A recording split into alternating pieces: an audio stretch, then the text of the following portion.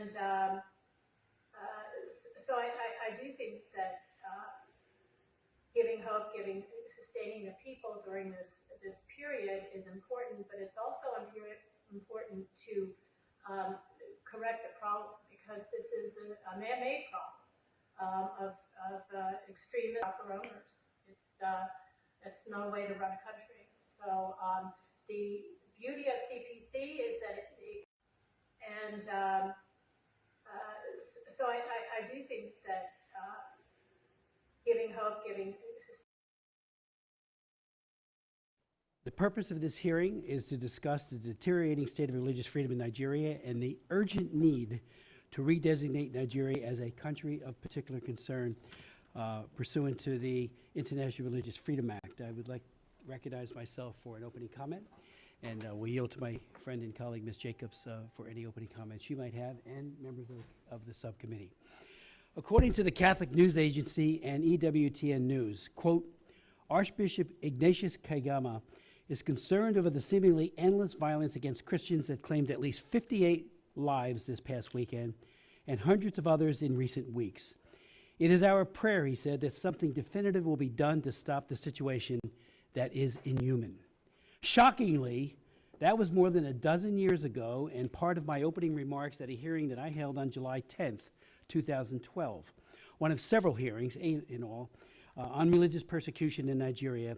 And since then, things have only gotten worse. 1 year later, in 2013, I visited Archbishop Kagama in Jos, Nigeria. We visited churches, 5 of them that had been recently firebombed by Boko Haram, and spent hours listening to survivors tell their stories. Despite their numbing loss and pain, I was absolutely amazed at the survivors about their faith, very deep faith, their courage and the resilience.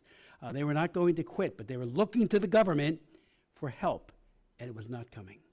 I also met with an evangelical believer named Habila Adamu. Dragged from his home by Boko Haram terrorists, he was ordered to renounce his faith.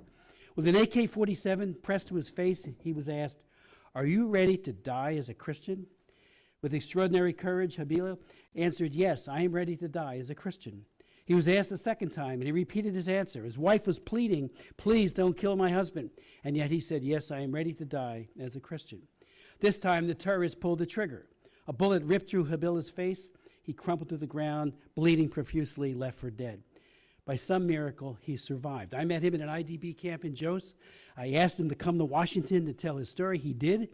And at the congressional hearing, he said this to our subcommittee, this subcommittee: "I am alive because God wants you to have this message. Knowing Christ is so much deeper than merely knowing Boko Haram's story of hate and intolerance."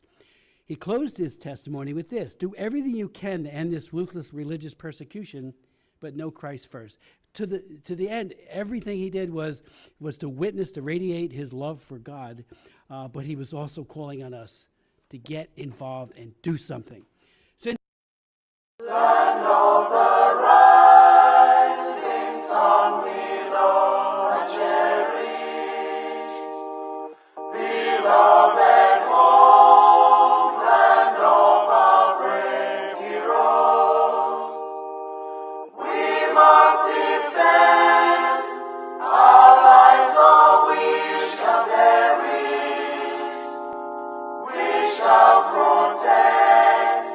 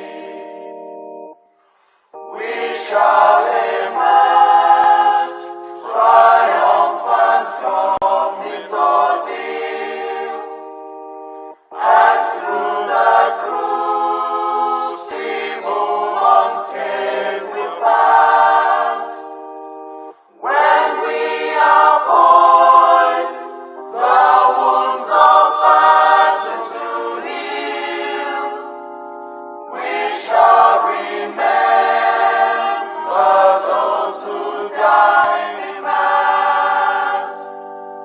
Then shall our trumpets fill the glorious song of victory. We scored all might and wrong. Oh God, protect us from the hidden pitfall. Guide all our movements lest we go astray. Give us the strength to heed the humanist call, to give and not to count the cost each day. Let those who rule to serve with resoluteness, to make this climb a land of righteousness.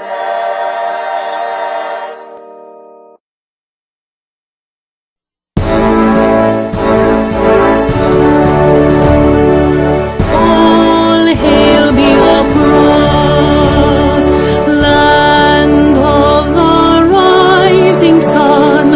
We love and cherish. We have vanquished our enemies. All hail Biafra. God bless Biafra. In Him we trust. Shout it, sing it. All hail Biafra.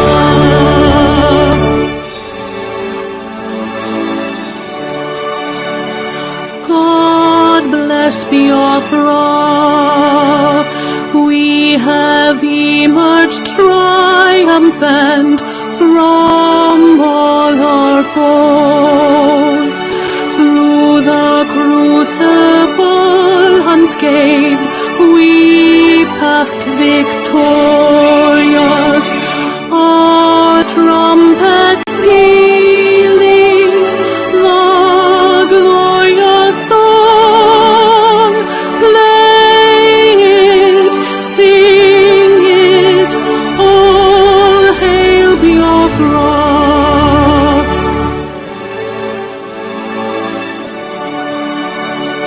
Oh, hail Biafra,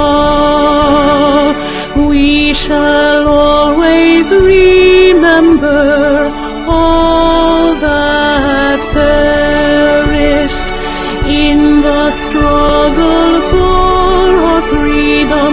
All hail our heroes, our prayer shall be known both day and night. Say them always, all hail Biafra.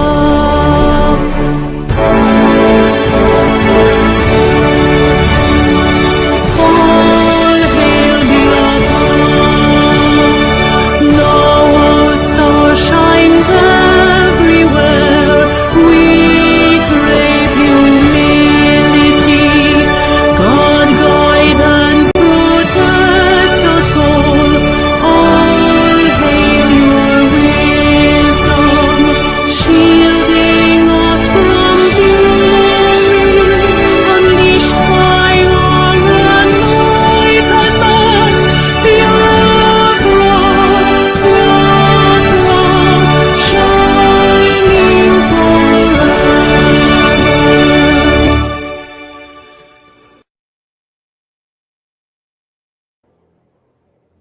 A minute silence to the fallen heroes of Biafra, and the time starts now.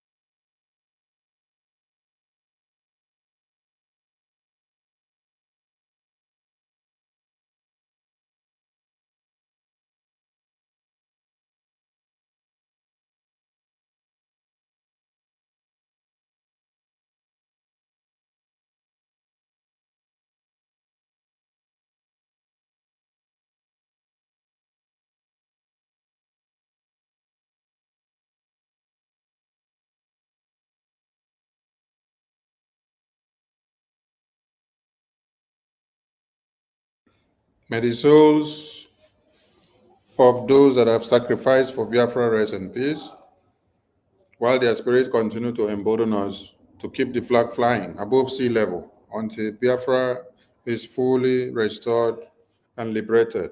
He said, he said, he said.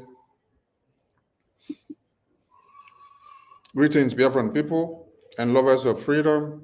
We salute you from all over the globe and from wherever you're listening or joining, or when you will listen to this emergency media press briefing or update from the office of the acting Prime Minister of the Biafran government. Recently, and since 2024, the Biafran government has been engaging the American government through their congressmen and women and in the White House to see that every persecution and every evil done against the living and those that do not believe in one Nigeria is brought to book. Today there was a hearing by the House Foreign Affairs Subcommittee on Africa in the American Congress. And in this very press briefing, the Prime Minister was fully represented and the Biafran people were represented, and the acting Prime Minister was there to speak for the Biafran people. So without wasting much of our time, we want Biafran people to understand that the Biafran Republic government in exile is gaining result and momentum in America and in the Congress day by day. The works are paying off. So APM will address Biafrans, and thereafter the Biafran people will know much and more about this very designation of Nigeria to the CPC case list. Thank you, Honorable APM. You have the floor. Good afternoon from here, fellow Biafrans. Greetings. We remember our hero past. Greetings to our leader, Mazi Nnamdi Kanu, and our Prime Minister, Mazi Simon Ekpa. We appreciate them. We remember them. Wherever our leader, Mazi Nnamdi Kanu, is today, he's not there because he want to be there. He is there just for the same reason that we all are fighting to restore Biafra every day. Our Prime Minister likewise was called for so-called questioning, not because he want to be there, just because our enemy don't want Biafra to come. In the case of our leader Mazi Nnamdi Kanu, he was kidnapped against his will. And the so-called terrorist country, the same reason why I'm in Washington, D.C. 2 days ago and today,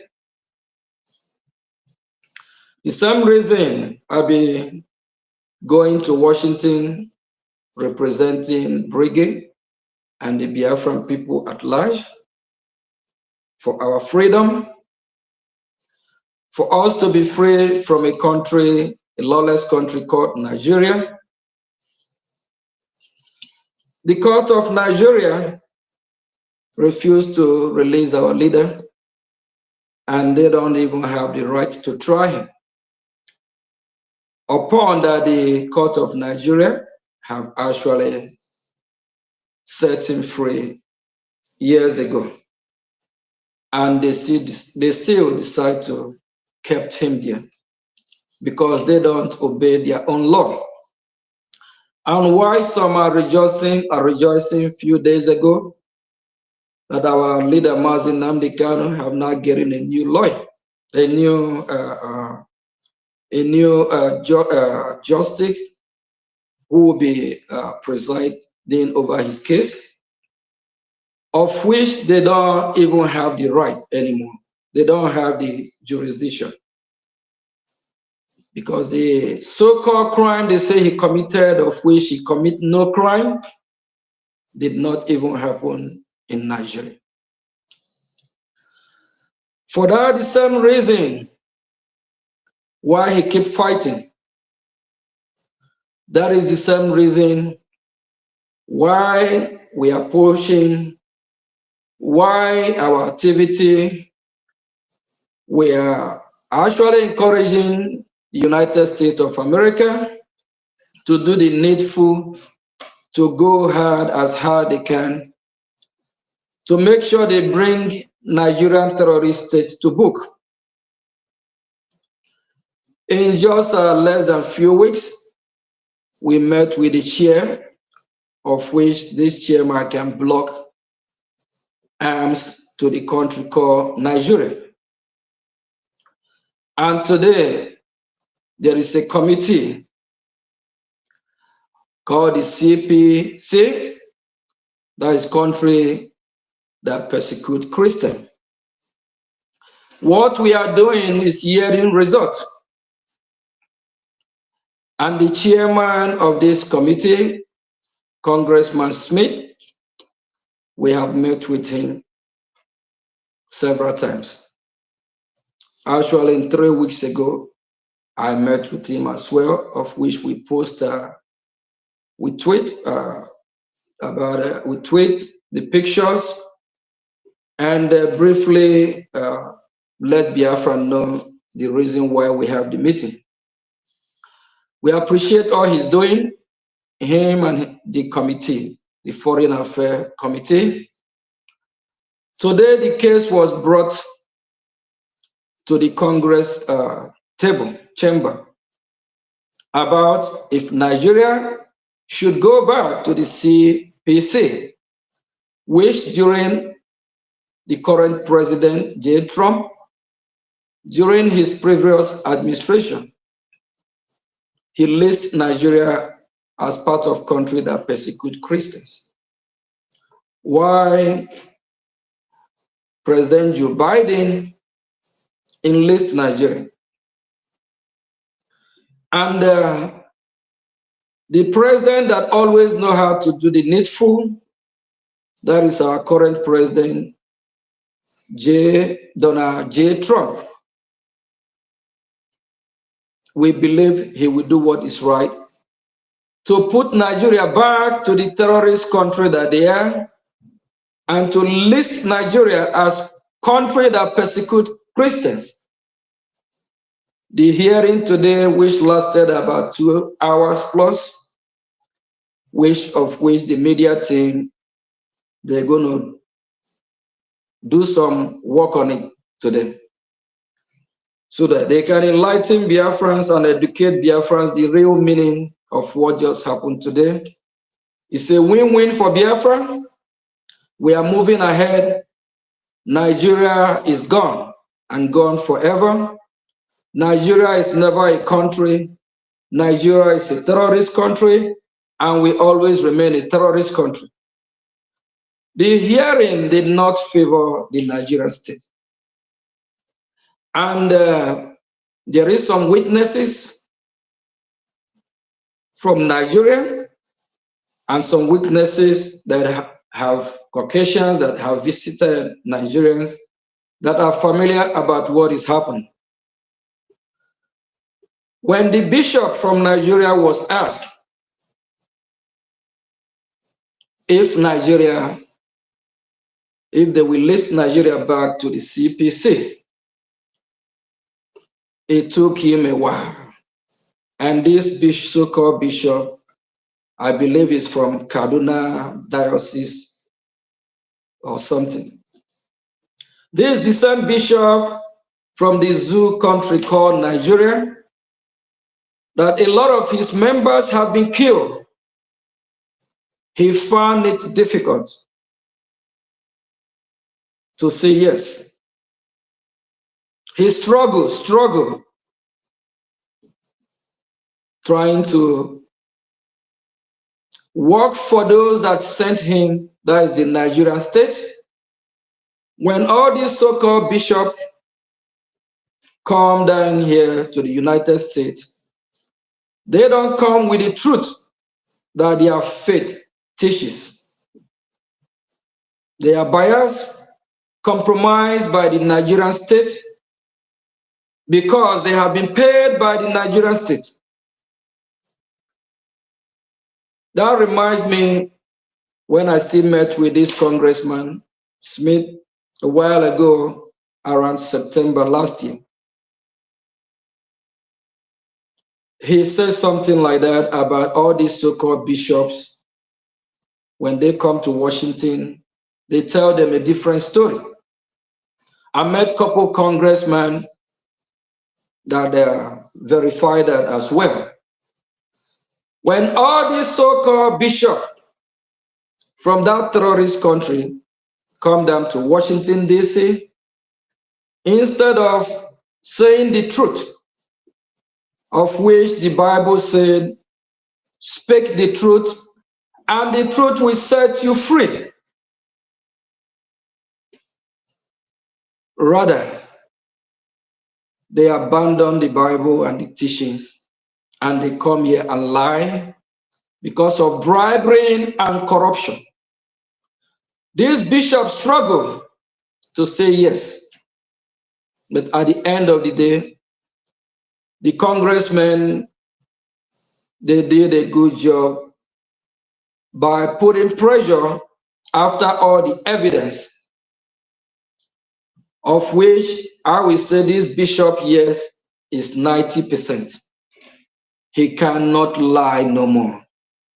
The God of Biafra, of the innocent Biafrans that be killed, innocent indigenous of that country, arrested this bishop, that he have no option to agree.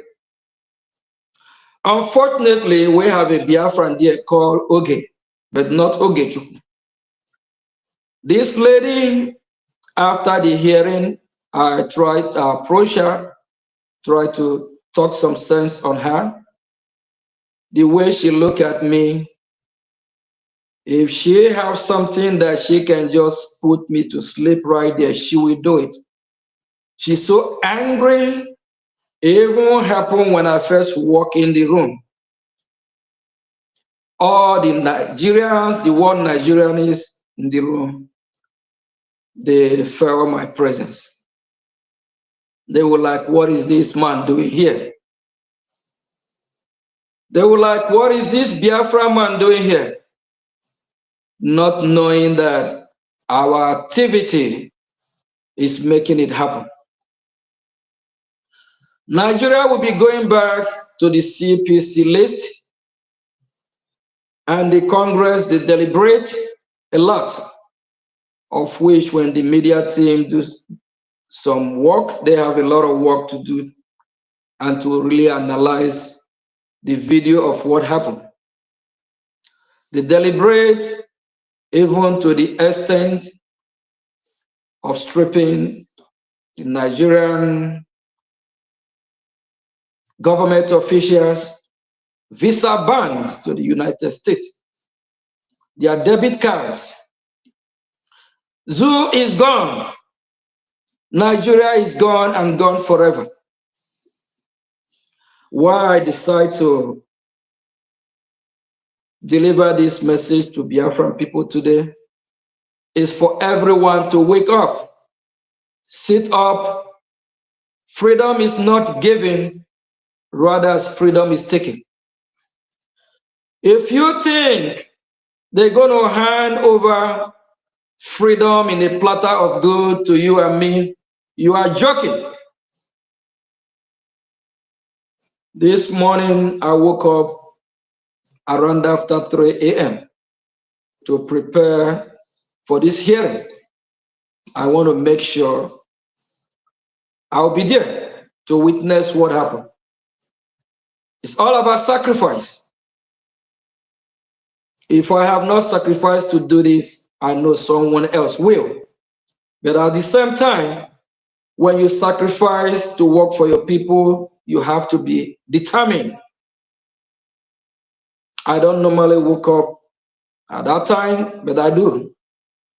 Because the freedom of Biafra is not negotiable. I'm glad I make it. I'm glad I'm a witness there. I'm glad Biafran presence show in that room. Once I step in with my pink flag, they know Biafra is there. With this here, they know the symbol and what we stand for. The Nigerian zoo terrorist country, if we can't fight from home, we fight from diaspora. We will bring that country down. Our actions, what we do, because we don't believe in Nigeria. There's one of the congresswomen, after she finished speaking on her way out, she looked at me and said, "Thanks for coming." I also use that opportunity, walk out in the hallway and educate her more about what is going on. It's way more than what they think. I gave her an example of US, Canada, Venezuela, Mexico, Cuba. What about if you bring these 5 countries together and decide to make them one country? There will be a problem because of dangerous diversity, religion, ideology of who they are or who we are. Our education that we have been educating members of Congress in few months and years past is paying off. I must use this opportunity as well to acknowledge the Moran Global Strategist, Elias, and former Congressman Jim Moran. We appreciate them. They are doing a good job. We are happy we have them. We are happy they are working for Biafrans. My message to you today, Biafrans, both our leaders will be out. We saw the tweet from the AGOV, the Ambazonia Governing Council, from their Twitter handle S, about the decisions 2 days ago from the Norwegian authority or from the Norwegian court. Dr. Shaw Yoba is just fighting for his people to be free. The judge asked for his release, but they are still playing politics. But at the end of the day, Dr. Shaw Yoba will be released. He will be free because he's fighting to free his people from bondage. And that is a good news for us, we Biafrans. Norway and Finland, they both in Nordic country. Our Prime Minister as well, when it comes to him, the judge will also release him. We know that. Because if the Nigerian terrorist state have not come to kill Biafrans, have not come to Islamize Biafrans, have not marginalized us, treat us in all inhumane manner, our Prime Minister, Mazi Simon Ekpa, will not have taken the assignment to fight for his people. It is because of the killing that the Nigerian state have been killing Biafrans way before 1967. That is the reason why our Prime Minister, Mazi Simon Ekpa, said, hey, no, he will fight for Biafra. He will defend his people. If they stop the killing and let us go, all that will stop. Our leader, Mazin Nnamdi Kanu, our actions will be what we release him. Biafran coming, we free him. If we are waiting for the Nigerian state to set him free, we have to wake up from our sleep. Dr. Shah Ayaba, 2021, he said, if you expect justice from the court of your oppressor, you are joking. So that's the reason why we have to fight. We have to be more aggressive. We have to wake up, Biafra. I don't really like when someone feed me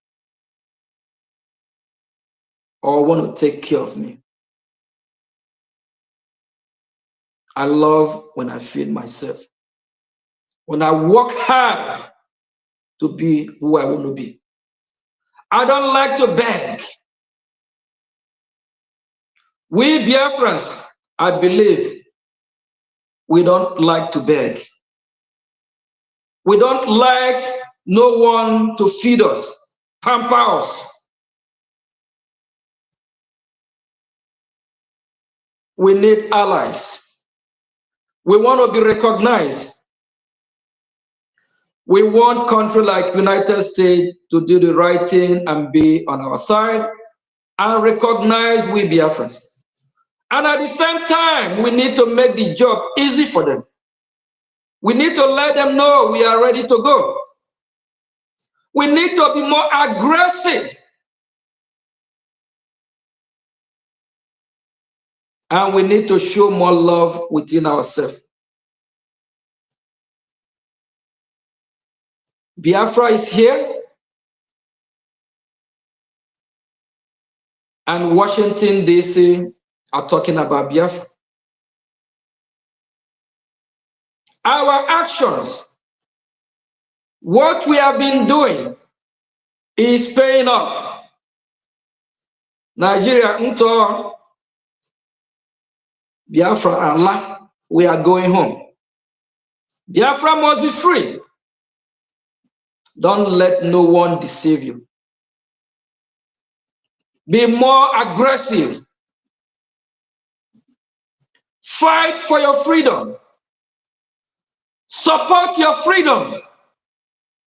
Financially, physically, mentally, and otherwise. Love your fellow Biafrans. Love yourself. And stop in-house fight. A lot of us have sacrificed a lot, and we are still sacrificing to make sure our motherland, our dear country, Biafra, is totally restored. Our sovereignty is not negotiable. Years ago, Obama said, Nigeria's unity is not negotiable. And that is a lie. Biafra freedom is not negotiable. When I walk in the hearing room today, the energy of Biafra was shaking the room. All the one Nigeria is there. When they turn around, look at me, I smile inside me. I'm like, look at all these fools. They think they know it all. And while I'm there, I notice a lot of moving around, all these paid agents of Nigeria exchanging their card with some of the members of the Congress, trying to see if they can buy their way out. That will not work, because the God of Biafra is at work. If you're a Biafra, a genuine Biafra for that matter, be proud of yourself. Be proud of who you are. Not like that of our Sabo sister called Oge something. When she was asked,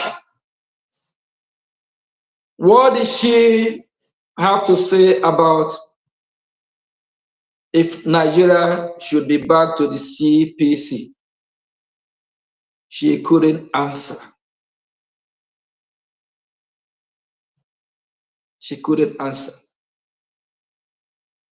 It's heartbreaking that some fellow Biafrans have sold their soul to the devil. And people like that, the land of Biafra will not forgive them. Fellow Biafrans, it's a good day for Biafra. It's a win-win for us, because Nigeria is going back to the CPC. They're going back as country that persecute Christians, and all these arms that have been going to the Nigerian state will stop. And the aids, we will fight, do whatever we can to make sure that no aids go to the Nigerian state. Because any aid they receive, that aid, they don't channel that aid to the proper reason why that aid was given to them. Thank you, fellow Biafrans. We all need to wake up, rise up, support what we are doing financially. We need to be more aggressive so that the world will talk about us. So we'll be the topic in Washington, D.C., all over the world. Duaka no nu woto woto, if you can, in your own way. If you can't, use a Gemma to support the woto woto. That is our code. Use your money to support your freedom. It's not a crime. If you can support your freedom financially, spiritually, otherwise, freedom is freedom. It doesn't matter how you get it. Bring your Gemma. Let's finish this.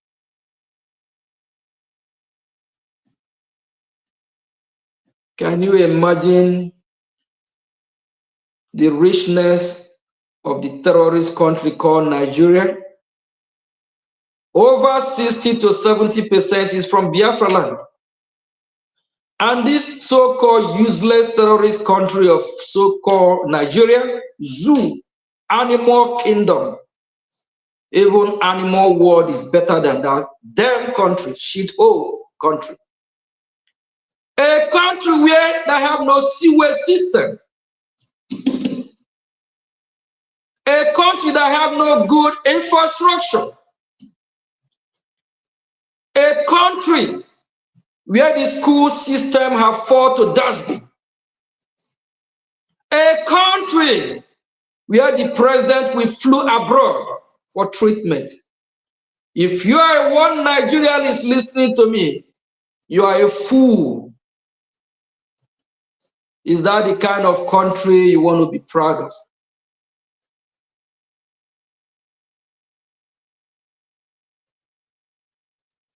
Please, fellow Biafrans, it's time for us to finish this fight.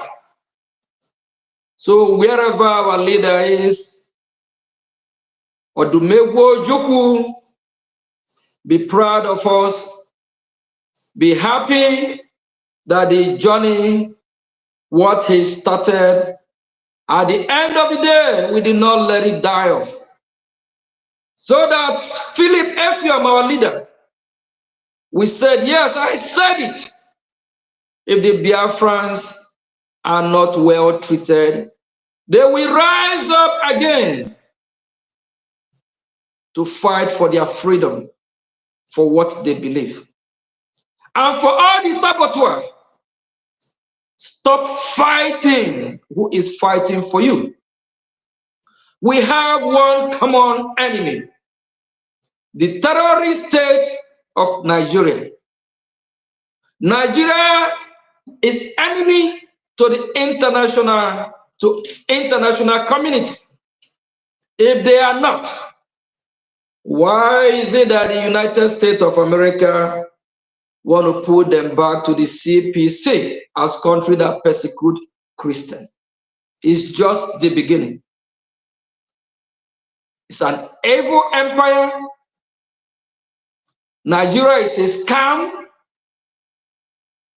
We use the opportunity to plead with the United States of America. Please don't send no aid to Nigeria. Whether it's humanitarian aid, they will use that aid to arm the terrorists.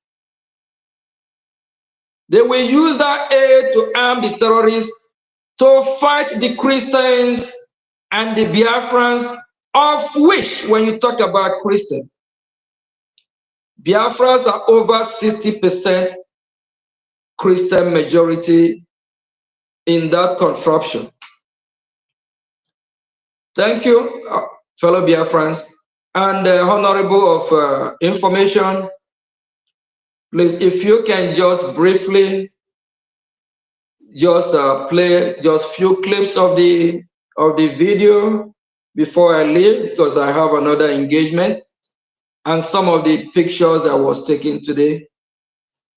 We appreciate you all, Biafrans, have been doing the needful. Just like our Prime Minister, Mazi Simon Ekpa, said, why are you all fighting? Who is fighting to help bring Biafra? Why our enemies? Why are you all stabbing us behind? Why are you all fighting the lobbies? If you are one of those, that means you are one Nigeria. That means the CPC, you are among the CPC group of companies. Stop fighting who is working for Biafra. Thank you, thank you. Honorable of Minister of Information, Mazi Sonia Barawa, thanks for all you're doing. Yeah, just please show some of the clips before I leave, because I have another engagement, and I'll be leaving very soon. Thank you. Thank you, APM. I think we have played some of the clips at the beginning of the broadcast. Maybe that time you did not get it, but let's play it. So I do think that giving hope, sustaining the people during this period is important, but it's also important to correct the problem, because this is a man-made problem of extremist owners. It's no way to run a country. So the beauty of CPC is that so I do think that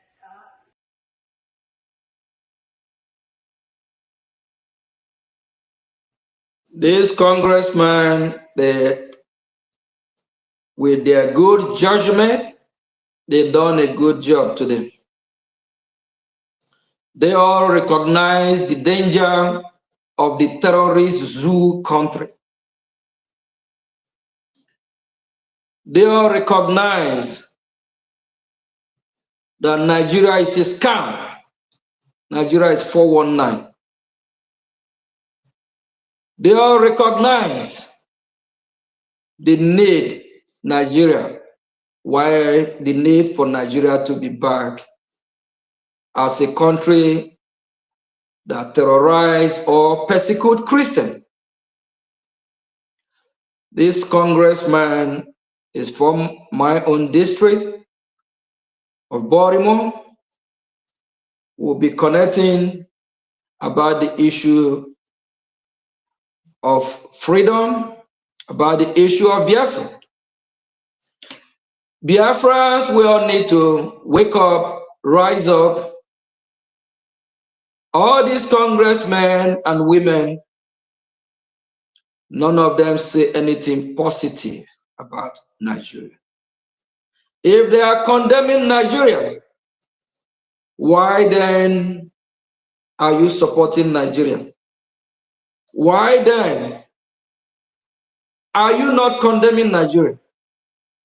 If you are Biafra, just like the Sabo Biafra that was there to be a witness, she's from one think tank group,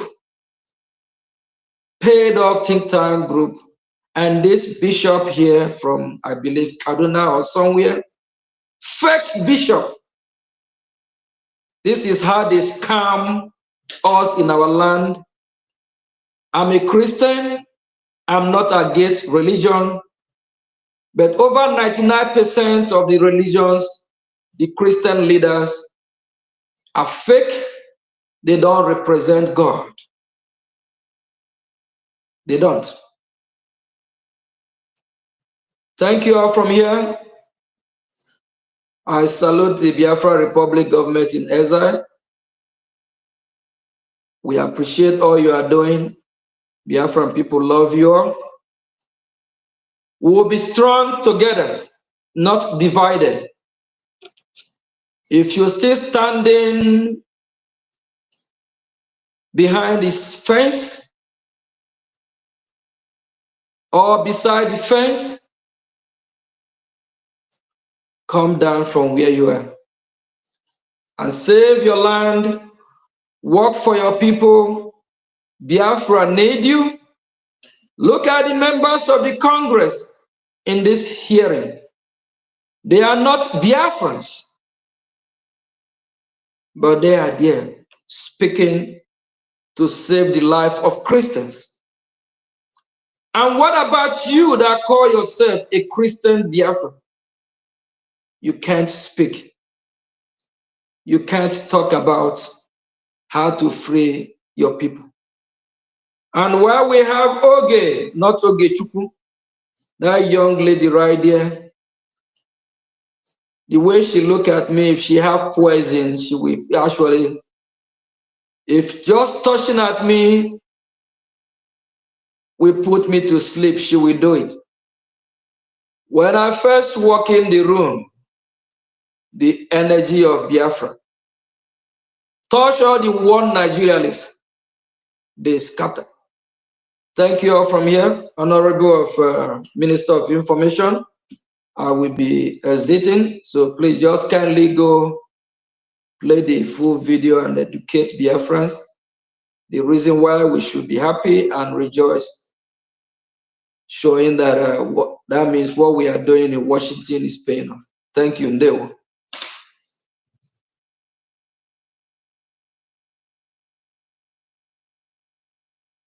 Thank you, APM. You may exit. We will continue playing this and we will start our analysis.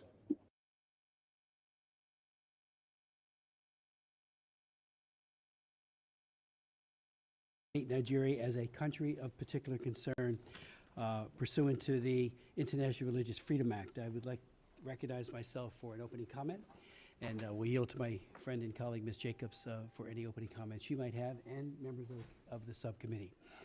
According to the Catholic News Agency and EWTN News, quote, Archbishop Ignatius Kaigama is concerned over the seemingly endless violence against Christians that claimed at least 58 lives this past weekend and hundreds of others in recent weeks. It is our prayer, he said, that something definitive will be done to stop the situation that is inhuman.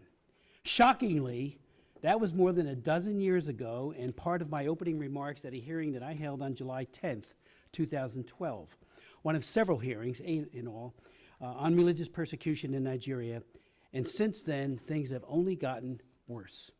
1 year later, in 2013, I visited Archbishop Kegama in Jos, Nigeria. We visited churches, 5 of them that had been recently firebombed by Boko Haram, and spent hours listening to survivors tell their stories. Despite their numbing loss and pain, I was absolutely amazed at the survivors about their faith, very deep faith, their courage and the resilience. They were not going to quit, but they were looking to the government for help, and it was not coming. I also met with an evangelical believer named Habila Adamu. Dragged from his home by Boko Haram terrorists, he was ordered to renounce his faith. With an AK-47 pressed to his face, he was asked, "Are you ready to die as a Christian?" With extraordinary courage, Habila answered, "Yes, I am ready to die as a Christian." He was asked a second time, and he repeated his answer. His wife was pleading, "Please don't kill my husband." And yet he said, "Yes, I am ready to die as a Christian." This time, the terrorist pulled the trigger. A bullet ripped through Habila's face. He crumpled to the ground, bleeding profusely, left for dead. By some miracle, he survived. I met him in an IDP camp in Jos. I asked him to come to Washington to tell his story. He did. And at the congressional hearing, he said this to our subcommittee, this subcommittee: "I am alive because God wants you to have this message. Knowing Christ is so much deeper than merely knowing Boko Haram's story of hate and intolerance." He closed his testimony with this: "Do everything you can to end this ruthless religious persecution, but know Christ first." To the end, everything he did was to witness, to radiate his love for God, but he was also calling on us to get involved and do something. Since then, however, the wanton violence against Christians in Nigeria has grown significantly worse. A couple of days ago, the Pillar Catholic reported, and I quote, "While Christians are receiving ashes last Wednesday to begin Lent, news broke out in Nigeria that a priest had been brutally murdered by kidnappers who had stormed his rectory the night before and kidnapped him. With deep sorrow and righteous indignation, I condemn in the strongest terms the relentless and tragic wave of kidnappings targeting priests, pastoral agents, and the faithful," Bishop Kundi said in a March 7th, just a couple days ago, press conference, which expressed outrage over the kidnaps and the brutal murder of his priests. According to the sources in the diocese, Father Sylvester was bound by his kidnappers. He was shot in the head, and I saw the picture. It is heartbreaking to look at. Shot at close range with an assault rifle, and according to the officials of his diocese. The systematic slaughter and abuse of Nigerian believers must stop. Delay is denial and a death sentence to so many. One of our distinguished witnesses today, Bishop Wilfred Anagbe of the Diocese of Makurdi, Nigeria, traveled a long distance to be with us today and will testify, and this is from his testimony. Militant Fulani herdsmen are terrorists. They steal and vandalize. They kill and boast about it. They kidnap and rape, and they enjoy total impunity for this from the elected officials. None of them, I repeat his quote, none of them have been arrested and brought to justice. In December of 2020, President Trump designated Nigeria as a country of particular concern, only to be reversed without justification by Secretary Blinken in November of 2021. And I know I asked him at hearings. I asked him privately, but also asked him at open hearings, why? Never got a good answer. Religious leaders in Nigeria were outraged by the Secretary's decision. One Nigerian bishop challenged the Secretary and said, "Christian persecution is more intense than ever." And that was Bishop Mamza. And Genocide Watch has called Nigeria a killing field of defenseless Christians, quote unquote. Yet the government of Nigeria has failed to make progress against religiously motivated persecution of Christians, despite religious freedom being enshrined as an essential human right in their constitution. Likewise, Nigerian legal framework supports pluralism at both federal and state levels, but glaring contradictions exist, especially with laws that criminalize blasphemy, some even carrying the death penalty. The U.S. Commission on International Religious Freedom, USCIRF, was, quote, appalled that the State Department did not redesignate Nigeria as a country of particular concern. USCIRF had recommended, and we have the former chairman here, Tony Perkins, had recommended this designation 4 years in a row, from 2021 to 2024, and said, quote, there is no justification as to why the State Department continues to fail to redesignate Nigeria as a CPC. And again, CPC, as you know, carries significant sanctions a whole broad array of sanctions that the President and the Secretary of State are empowered to level on a country that commits persecution. When the former Secretary of State Blinken held a joint press conference with the Nigerian Foreign Minister on January 23, 2024, following the Christmas Eve massacre, which targeted killings by radical Fulani terrorists and took the lives of hundreds of Christians, he did offer his condolences, and I watched it. I was glad to see that. But we need to take it beyond just saying, I feel sorry for you. And these Christian killings recurred the following year, just 3 months ago. Make no mistake, these ongoing attacks are based on religion and diverting attention from it tonight. So let me just say parenthetically, I tried for 3 years to get the Clinton administration to designate Boko Haram as an FTO, of the Obama administration, as a foreign terrorist organization. I held hearing after hearing, and they wouldn't do it. On the day I was marking up my legislation to do this, just that, State Department said, oh, we're going to designate them an FTO. And after all the crimes they were committing, later it was the Chibok girls, it was all the other atrocities being committed by Boko Haram, and they wouldn't even give them the FTO status so we could start investigating where they get their money, their weapons, and the like. Make no mistake, all of these attacks are based on religion, like I said, and diverting attention from it denies that we have seen with our own eyes. This is religious cleansing. It needs to stop, and the perpetrators need to be brought to justice. Last year, the House Foreign Affairs did adopt my resolution, HRES 82, calling on the Biden administration to redesignate Nigeria as a country of particular concern. It passed exactly 1 year ago, almost a year ago, in the committee, but it never came to the floor. While I strongly believe that President Trump will again designate Nigeria as a CPC and do much more to assist the persecuted church, including the outreach to the Nigerian president, Tinubu, last night I did reintroduce the resolution, and I hope we will have a robust debate and it will get marked up. Help can't come fast enough. The killing fields are every day, every single day, and we need to do more and do everything within our power to try to mitigate it. Let's not forget these horrifying facts. Northern Nigeria, and this is just northern Nigeria alone, has seen the destruction of over 18,000 churches since 2009. 18,000 churches. I saw 5 of them, totally burnt out, and many people killed with car bombs and the like. An August 2024 report from the Observatory for Religious Freedom in Africa found that 55,910 people were killed and 21,000 people were abducted in the context of terror groups in Nigeria within just 4 years, from October 2019 to September 2023. I would point out that approximately 34,000 are moderate Muslims that have been murdered in Islamic attacks, and we speak out for them as well. I have met with imams in Nigeria, and if they speak, they're visited that following week by one of these radical Islamist groups, and it's not pretty. They'll kill them or do other kinds of mischief. About 5 million Christians have been displaced and forced into internally displaced person camps, IDP camps, within Nigeria.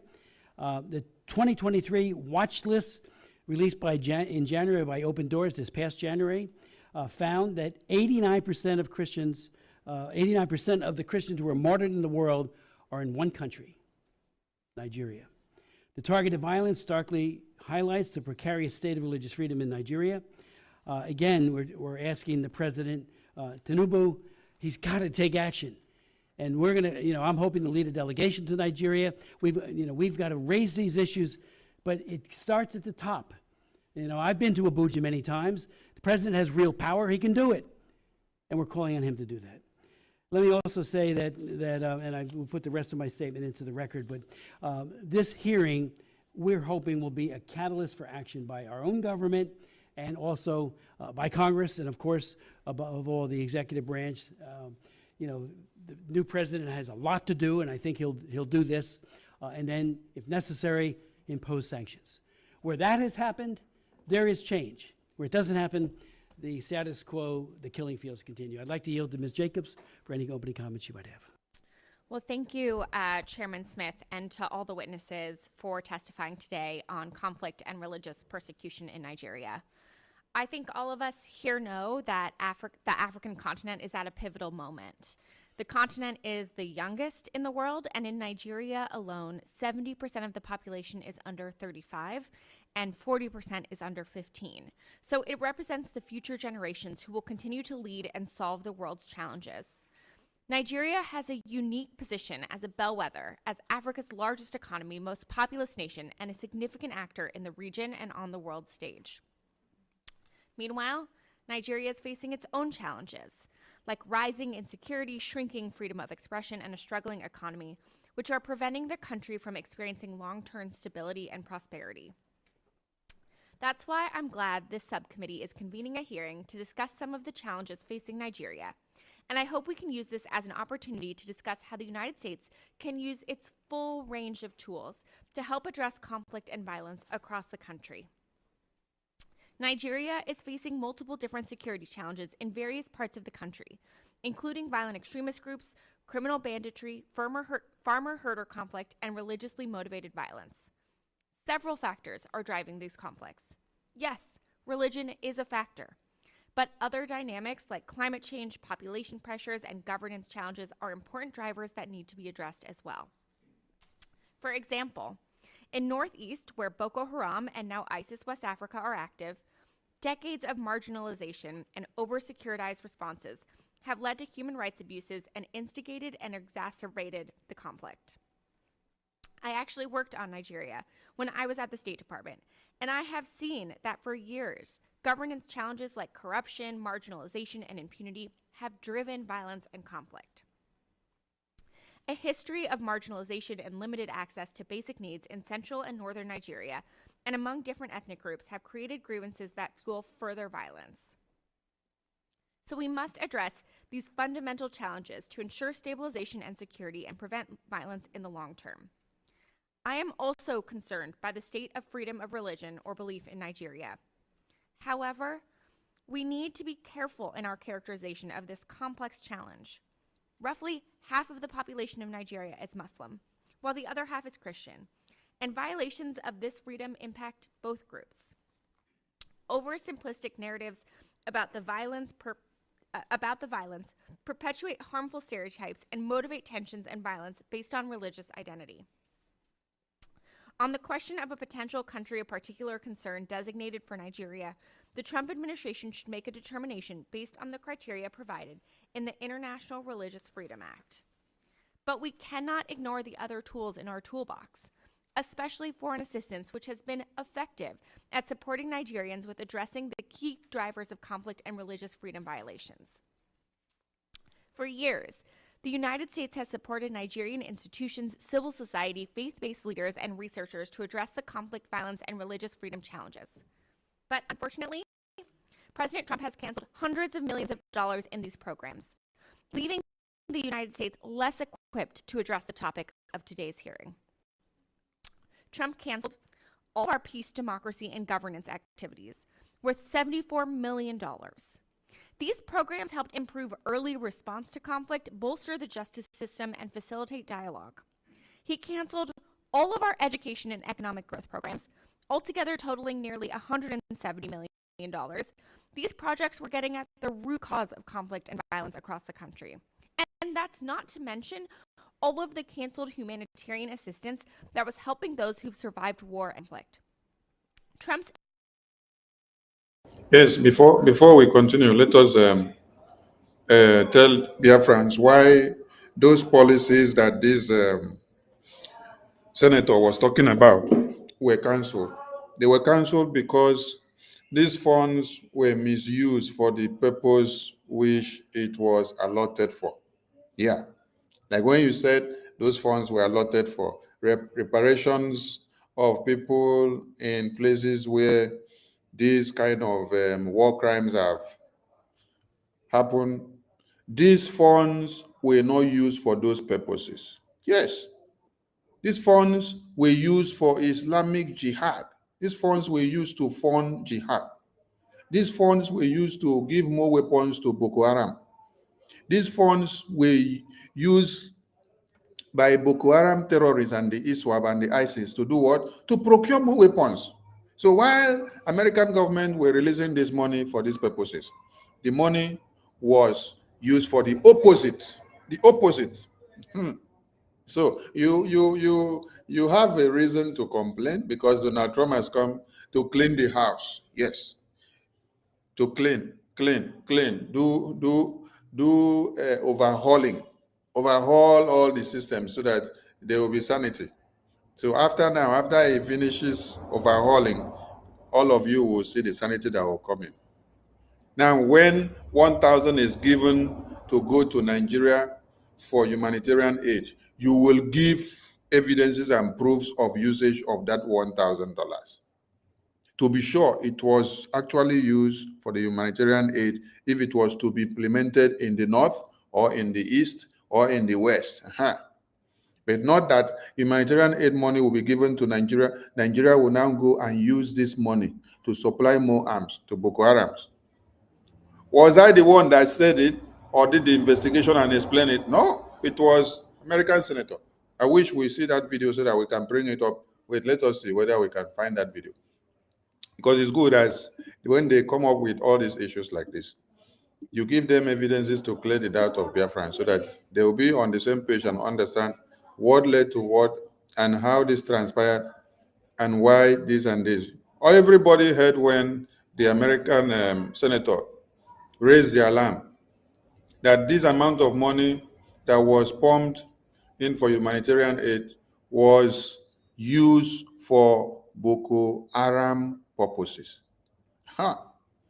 So if this money were used for Boko Haram purposes, whereas it was supposed to be used for reparations of people that have been massacred and slaughtered, how do you expect the same government that has come in now to allow such money to still go into those same places, in the same hands of those people?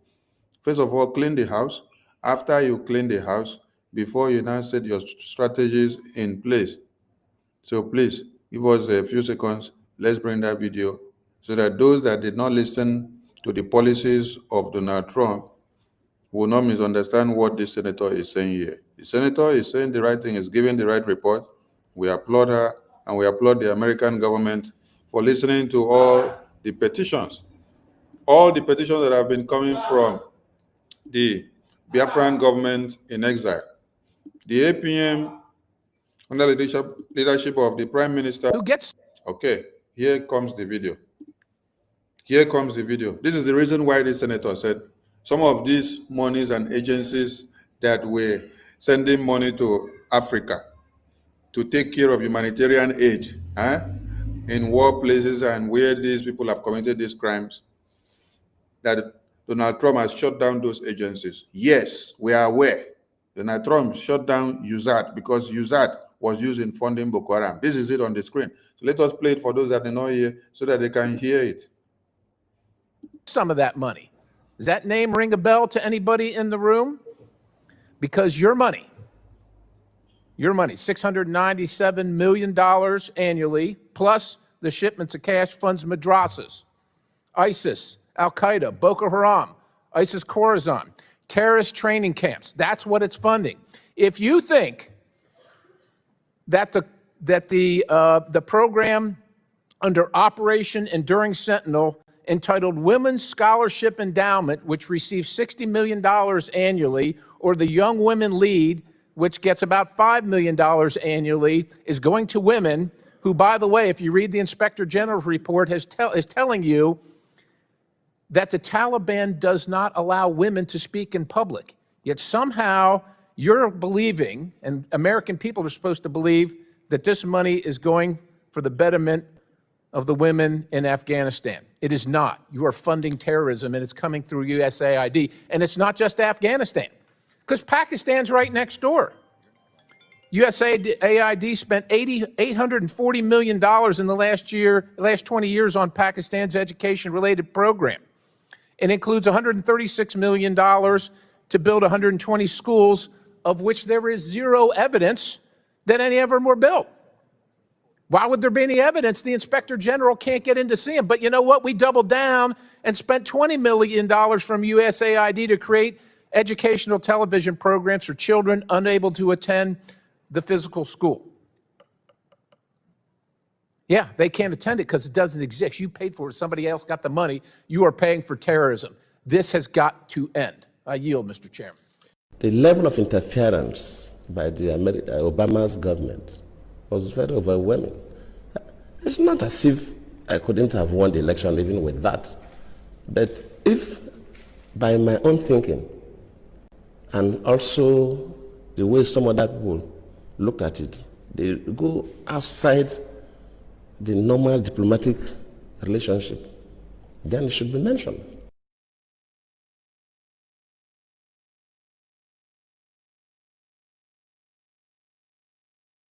Sending that person to Nigeria at the eve of election, after Obama even issued a statement directing Nigerians to vote for the next chapter, that tells you something. And we should not sweep this things under the carpet. If a foreign country, whether African country or even America or any other country, interferes with our own elections, we should mention it.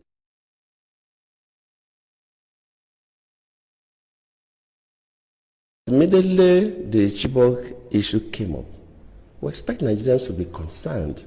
How do we get these girls out? Within a couple of days, we saw people going to the US would bring back our girls' placards. How? Why? And of course, the Mrs. Obama received one of those placards.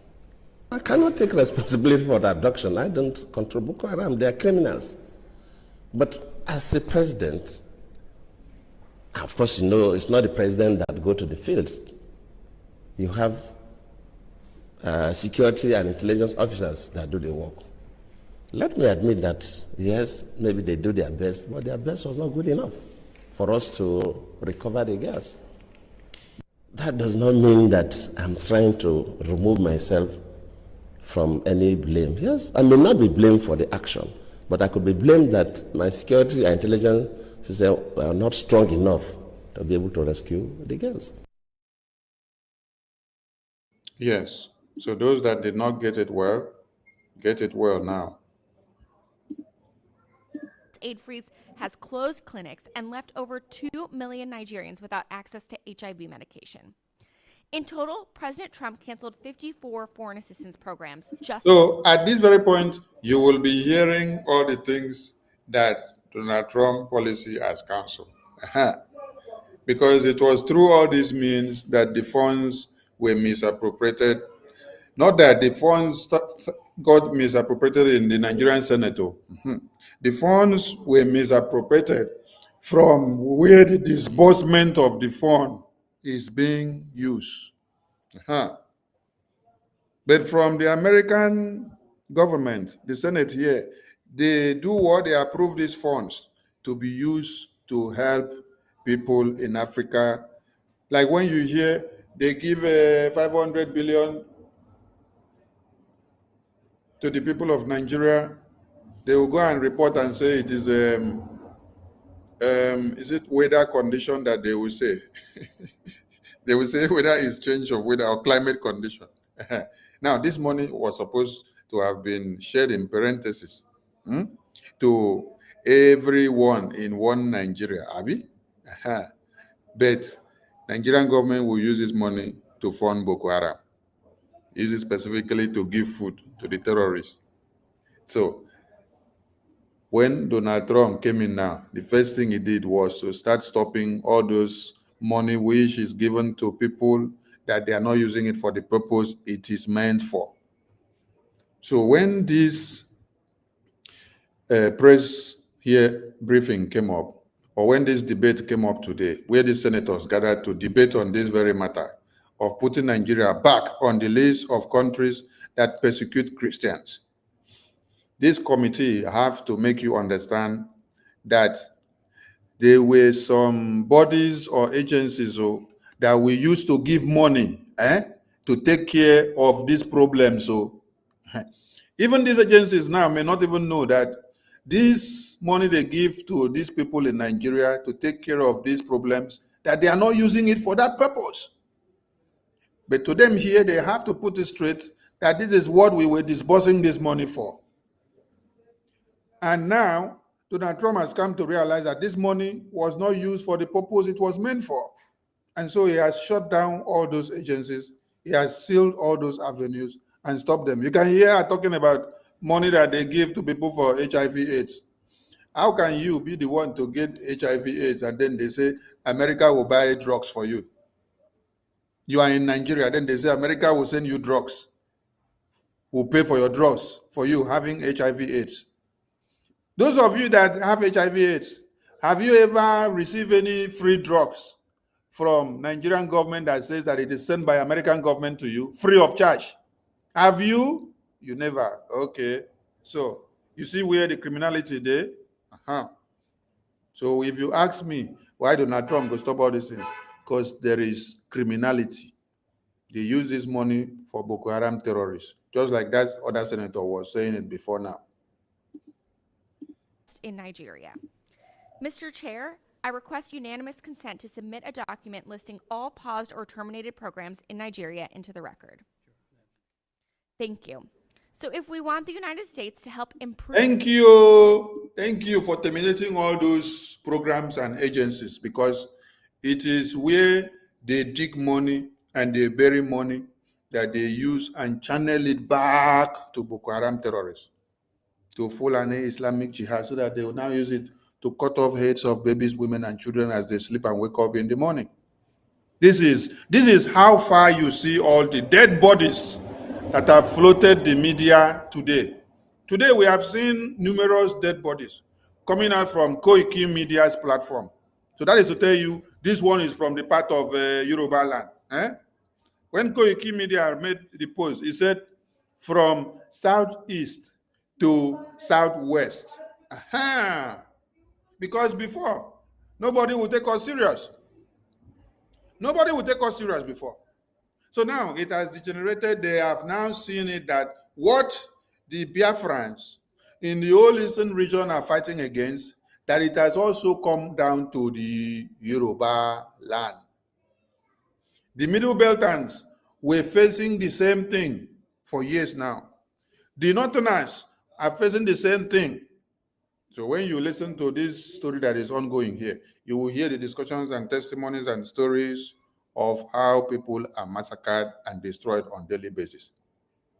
But what we want people to understand is that for this meeting here, for this debate of conflict and persecution in Nigeria to bring Nigeria back into the red list, is as a result of the work that the Prime Minister has been doing in the Congress. Is as a result of the work that the APM has been doing in the Congress.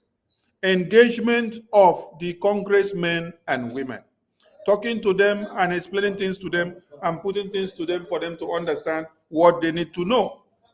That is how we have gotten this result you see today. Improve conflict in Nigeria. We can't pull back and eliminate our toolbox, which is exactly what the Trump administration is doing. So I hope that during this hearing, we can hear more about what the United States can actually do to support Nigerians in a whole-of-government approach to address conflict and violence and protect religious freedom. Thank you. I yield back. Thank you. Ms. Apm? Thank you, Mr. Chairman.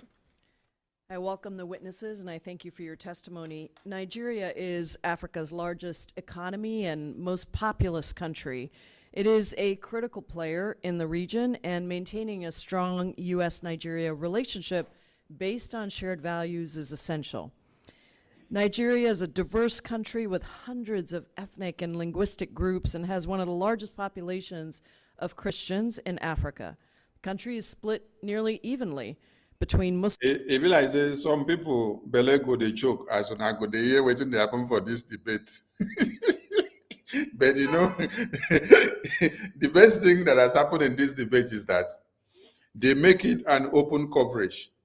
Our APM was here, our lobbyist was here, our attorney was here, and many other delegates from other countries and nations and representatives, and the senators debating and discussing on this matter. So when you listen and get to the point where you hear that a senator is speaking so much in favor of Nigeria, you should understand that we are in politics. Yes. That is why we want people to understand the reason why we must start playing the game, and the reason why Prime Minister said we must start playing the game in the American Congress. The reason why we hired a lobbyist, hired an attorney, is for a purpose like this. We want Biafran people to understand the importance of the lobbyist firm that we have, the importance of the attorney that we have, the importance of the work that they are doing, how far this will go, and where you will see Biafra in no distance time. Elias said, I will be the voice of the Biafran government in the Congress. I will be the voice of the Biafran government in the White House. I will be the voice of the Biafran government in Washington. I will be the voice of the Biafran government in America. Minister Betty, are you talking to this side or you're talking on phone?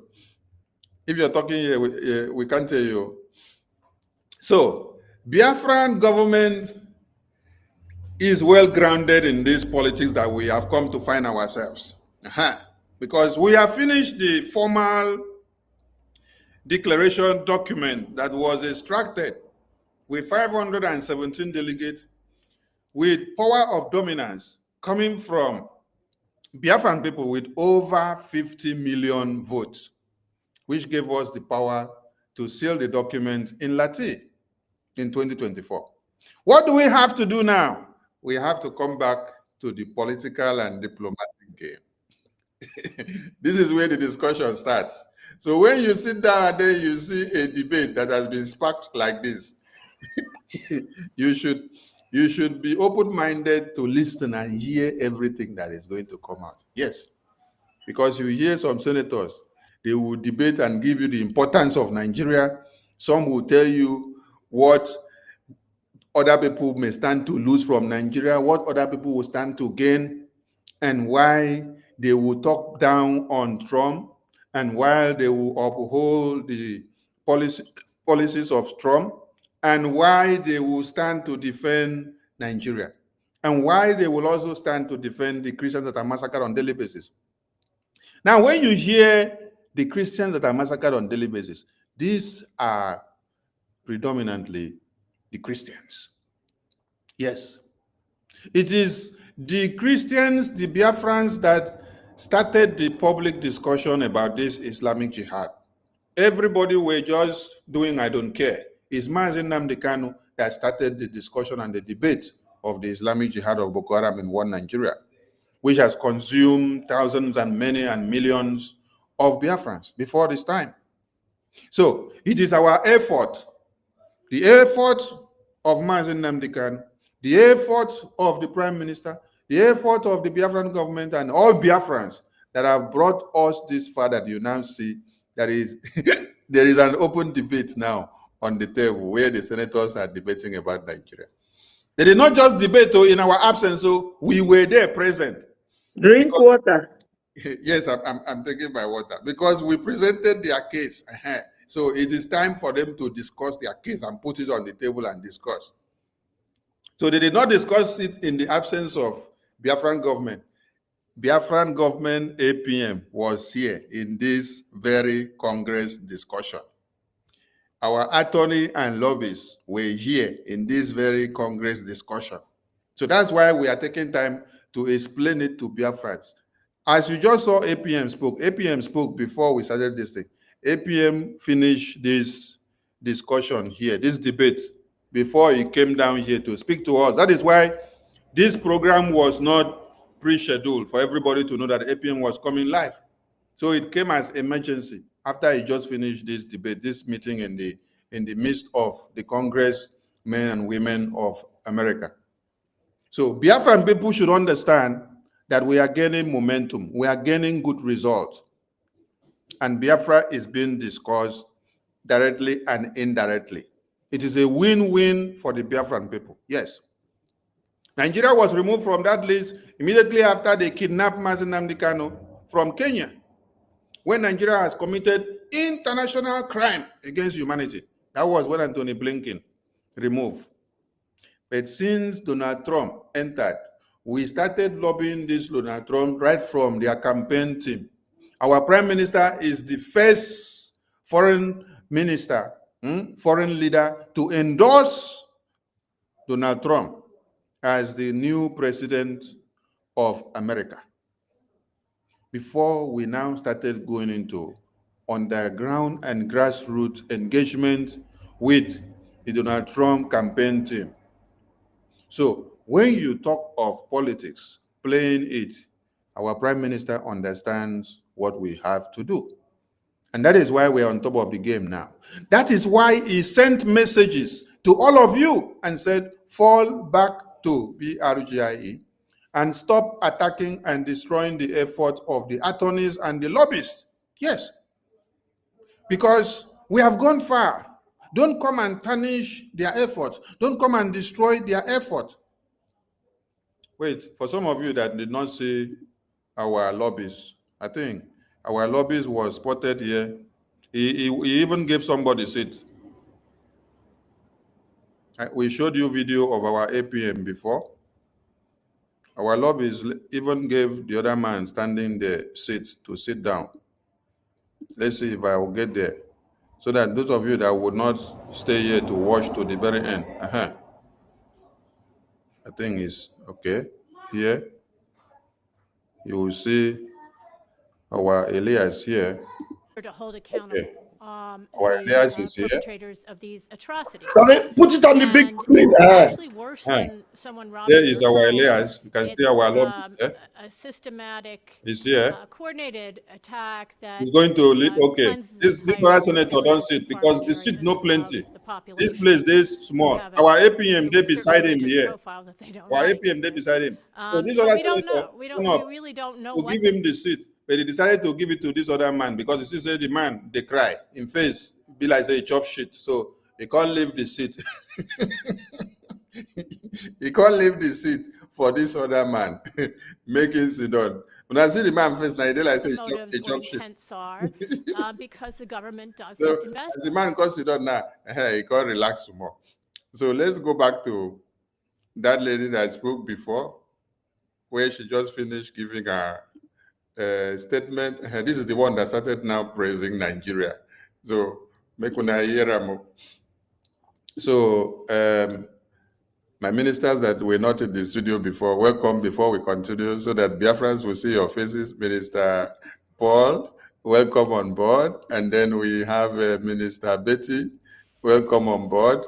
And then we also have Minister Ajare, welcome on board. And Namdi, Namdi is showing his mouth. Namdi, take good care of yourself. So we're all welcome once again. And this video, this debate in the Congress was like 2 hours, 30 something minutes, but we will do justice to make sure we spend time with Biafrans to allow it play to the end so that they will be listening and hearing everything.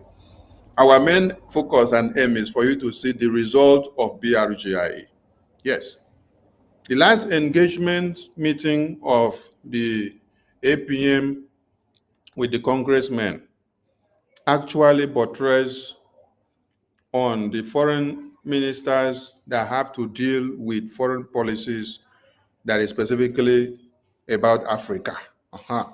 So it is from engagement with those foreign ministers, those senators that has to look into issues that has to do with Africa, the policies that we put on their table, that you now see all this result and this debate sparking up on the table. So it's a win-win for the Biafran people. It's a win-win for the Biafran government. That is what we want everybody to understand and to know, that we are moving mountains. Minister Paul, please say something before we continue. And it's same to Minister Betty and Ajare. Yeah, I am very happy today. My Honorable Information Minister, Sonia Barawa. Greetings, all Biafrans. Very much greetings to our Acting Prime Minister, Ogenkere. Chukwukike Abiyama is your strength. We also greet our Prime Minister, our leader, Mazen Nnamdi Kanu, who is leading us. Our Prime Minister, whom we stand upon his pillar, Chukwukike Abiyama, is leading us. We also send mighty greetings to Elias, Morgan Strategies, and all the cabinet members and the congressmen in America. Biafrans, we dey play with the show. The other day, some of you say, why are they showing only photo? Now you are seeing the advantages of those photos. We let you people know that our acting prime minister believe in action. Here you are seeing the action. When Anthony Blinken came to Nigeria and they worked with Nigeria, collect a huge amount of money, he returned, meeting Obama and Biden. They came and they removed Nigeria out of CPC, countries that persecute Christians. That is the simple meaning of CPC. Our prime minister exposed Anthony Blinken, which we all of us here, we carry the message down to the end of the earth. Some of us, they block most of the message that Americans cannot watch them. Today, Chukwuokike Abiama have navigated the message again that Trump has come back. Trump is the one who called Buhari and asked him, why are you killing Christians in Nigeria? And all the aids they are sending to help people, that is what they converted to be paying Ebubago people to be killing Christians, using it, sponsoring Boko Haram.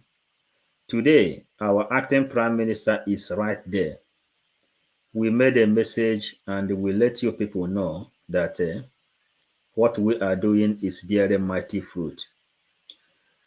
Trump himself is the one that granted this meeting, and all these people you are seeing now are the people who is telling Trump exactly what is happening in Nigeria. Our APM has carried the message down to the end of every power running this world. Nigeria is gone. We have had a lot of people, including Bishop Kuka, in that place when they asked Bishop Kuka if Nigeria must go back to CPC. Bishop Kuka is there, biting his tongue, but finally agreed. He also let us know there is another one they called Oge. We know people, the type of people like Ngozi Orabueze and all these are our criminal brothers and sisters like 247 and all those useless idiots. We know them. He said they are there biting their tongue. And our APM came there with the swag, with a Biafran cap and the symbol of Biafra. And you know, when Trump invited our APM before, Arise News came. Immediately he heard Biafra, he run away.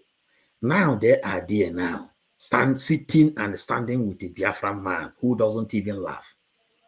So Biafrans, because of time, this is introduction. Our recognition is assured. Thank you, Vam Vam Vam. Thank you, Ada Betty. Greetings, lovers of freedom. Ndewo. Thank you, Minister Paul Adabeti. Over to you.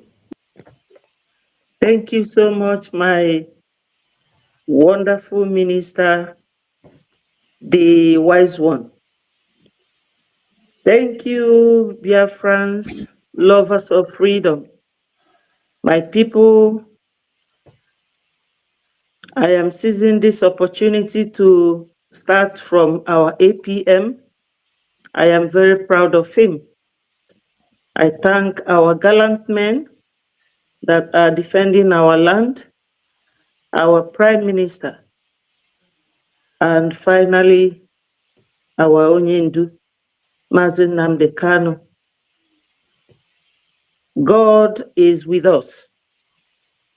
The judge that they assigned, you have all heard what he said, vindicating our leader, Mazen Nnamdi Kanu. God is at work. Let no one relent. We have to fight for our freedom and our liberation. We are not the government that one person will come and be shouting and no other member will talk or will have the opportunity. And we will not show you anything. It's just like when PM sent 2 messages to Orabu Fulani. She never told them until Adadi Orama told them. But now our APM came with evidence, video, showing the cabinet ministers of Donald J. Trump. My people, anything that has reached America, that is it. Ndị Igbo si na ozi ezila nwụrụ ọkụ n'olugo n'igwe ntị. Our APM, he is man of few words but many actions. Nigeria will not sleep today, not tomorrow. Nobody in Biafra struggle we need to be told that Nigeria is gone. Once America pulled this carpet under their feet, it will just be a matter of time for the history to be told. So my people, all we need now is not just to relax that our case has been presented to the American government. You saw all of them. Different ministers spoke, not just one person. But this is really, really sad. And it will show you people how Christian leaders in Africa, the way they behave, very gullible. This Kuka, there was a time that Onyendu warned him because we don't understand them. They are there. Christians are being killed. They want to Islamize us. They got a Muslim ticket and they are ruling, destroying lives, maiming people. But they are not saying anything. He got to America and became cold feet. He cannot talk. When it is about Southeast now or Biafra, he will have mouth to talk. But look at it, they asked him simple question. But regardless of his lily-livered attitude, the Americans, they put Nigeria back in countries that persecute Christians. Because that's exactly what they are doing. So my people, if you don't love our APM, that is your problem. Because the man, Afia Bekweme, he does as he promised. And he does it and you will see it. You can never go to Madam Bao Bao and she will be saying anything and show you any video. No. She does not want anything that will counter her lies and her fake deceit to her own people. So we have to leave it here. I thank you all for joining us. Don't forget that our liberation tax has to be paid. Please, my people, this Saturday, come and donate generously. I love you all, and God is with us. Thank you so much, my ministers, Mr. Vam. Thank you, Minister Paul, and my wonderful, wise one, Minister of Information. Thank you so much. Thank you, our own wonderful Betty. The friends love you so much. And our Doctor, Pastor, Bishop, General, Emeritus, Vam. Back to you, Minister. I greet you all, fellow Biafrans and lovers of freedom. Thank you so much, and I want to appreciate our able APM. I want to say kudos to you, sir. I also want to appreciate my able Minister of Information and my worthy colleagues right here on the platform, Mazi Paul Ongbiko, Vision 555, Mada Betty, thank you so much for this cooperation. that has gotten us this far. Our Prime Minister, I am very sure, will be very proud of us. Onyendu himself, we consider us a very worthy instrument, sacrosanct for this season. Thank you very, very much. And I want us to know that we have one responsibility. And that responsibility that we have, we are keeping it. And that is to make sure that Nigeria is painted in the true colors that they really deserve. Nobody will give Nigeria a better paint or a fake paint or give them fake representation. Nigeria, because we know we are truthful, we are whiter than white and whiter than snow. And so we want to present Nigeria to the world the way they are. And that's exactly what we're doing. And glory be to Chukwu Kabiama, we have taken our place in the corridors of power in the United States of America. And it's such a blessing that we almost already have a permanent seat in that cabinet, in that particular Congress, in that corridor of power. Biafra, we have registered our presence.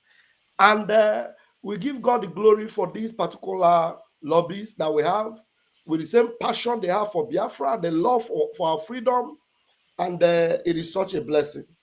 You can see it, that Nigeria can never escape. Nobody will give Nigeria any representation or presentation that they do not deserve. The only thing that Nigeria deserves is to pack it up, close it down, and let the people go. And we are going to ensure we do that. We are going to make sure we do that. So this is not a time of, just, showing off on social media. No, it is making impact in the corridors of power in the United States of America. Just like Elias said, that Washington leads and the rest of the world follows. And while Washington is leading, we are bringing Biafra to the doorsteps of Washington, and we are being carried along to make sure that when the right decisions for our liberation needed to be taken, they will not look for us. We are not going to be that type of freedom fighters of Biafra that when the result is called, they will say we are absent. We will never be absent. And for us not to be absent, Biafrans, you know what to do. We have to keep the fund flowing. As we are maintaining our presence in the homeland, chasing away the infidels in Biafra land, we are making sure that everything we need to keep this our lobbies firm, actively working for us, every requirement financially, that we'll be able to meet it. And we know that Biafrans are capable and we are equal to the task. Your money that you are putting in for Biafra will never be in vain. You will see the results and it will play out for you to see. So Nigeria remain a terrorist country, and that's what they will always be seen as in America, in Washington, D.C. Nigeria will never survive it. They will never escape the evil they have done to Biafra land. And anybody that is trying to cover up for Nigeria, they will be counted along with them as, culprits in the terrorist agenda of Nigeria, in the terrorism agenda of Nigeria.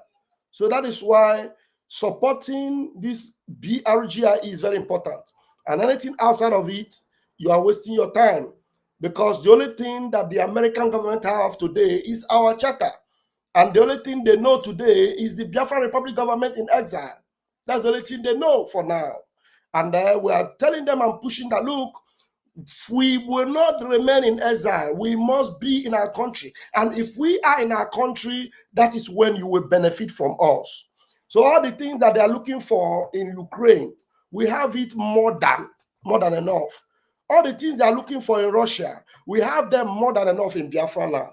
So they don't need to look far. All they need to do is to support Biafra and make sure that Biafra is actualized. Well done, our able APM. Well done. And well done, all our cabinet members that are in support and pushing us further to make sure that this dream come true. Thank you very much, my comrades. I yield my mic for now. Thank you. Thank you, Minister Jarek. Let's bring back the talkative woman on the screen. that was talking to defend Nigeria let her continue to talk so that we know where their madness started in the debate. Is a critical player in the region and maintaining a strong U.S.-Nigeria relationship based on shared values is essential.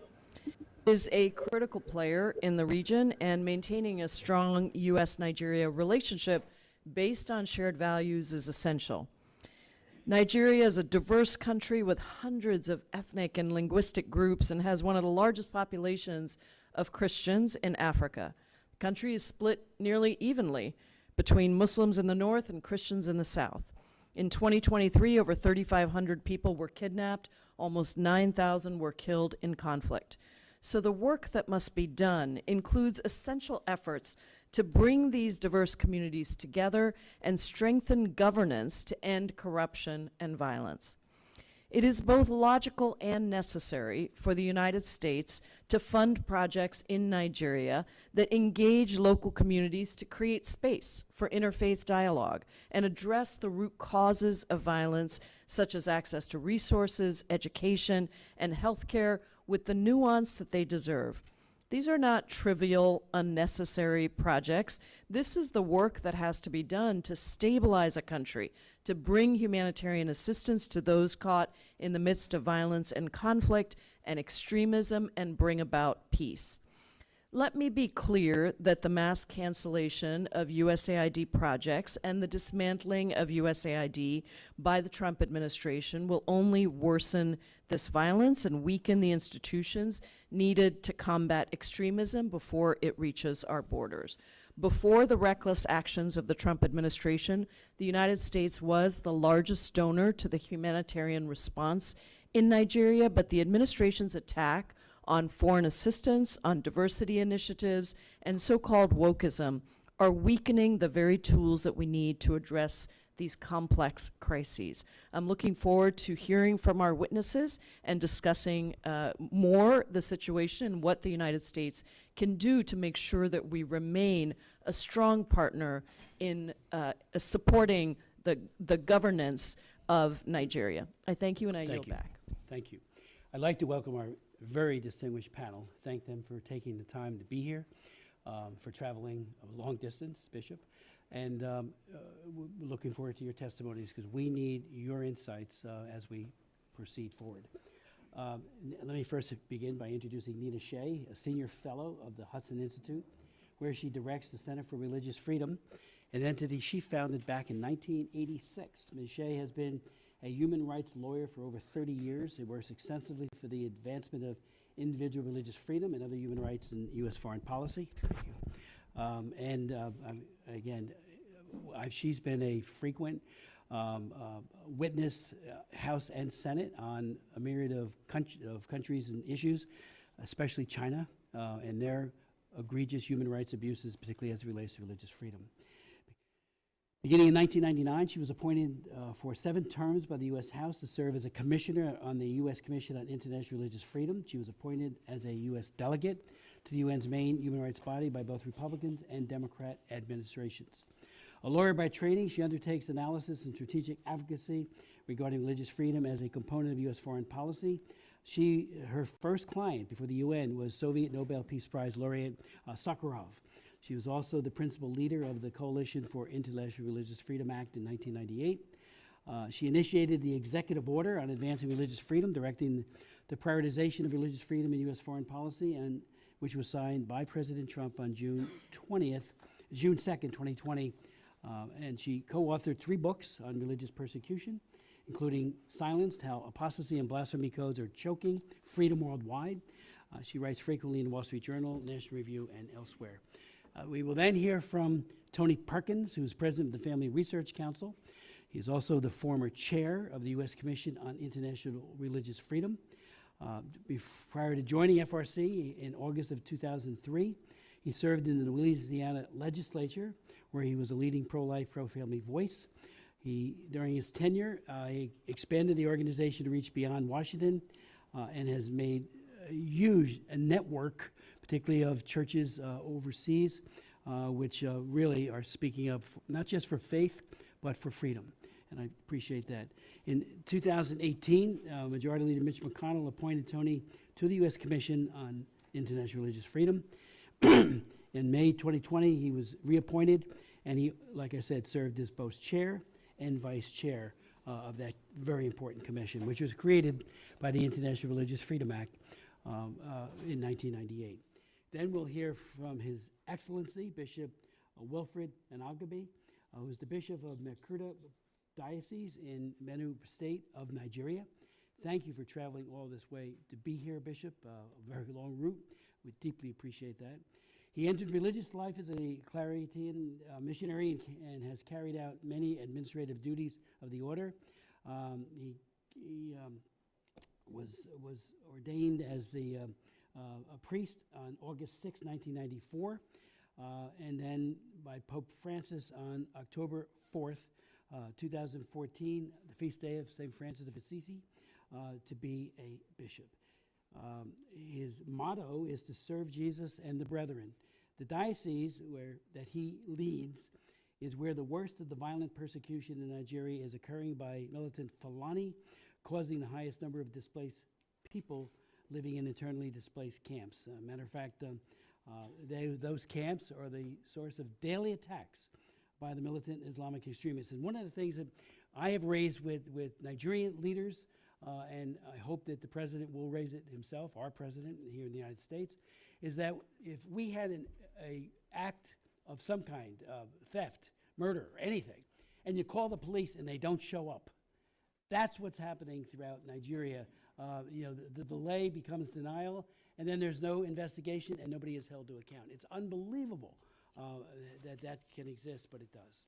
So thank you, Bishop, for bearing witness to a very ugly truth.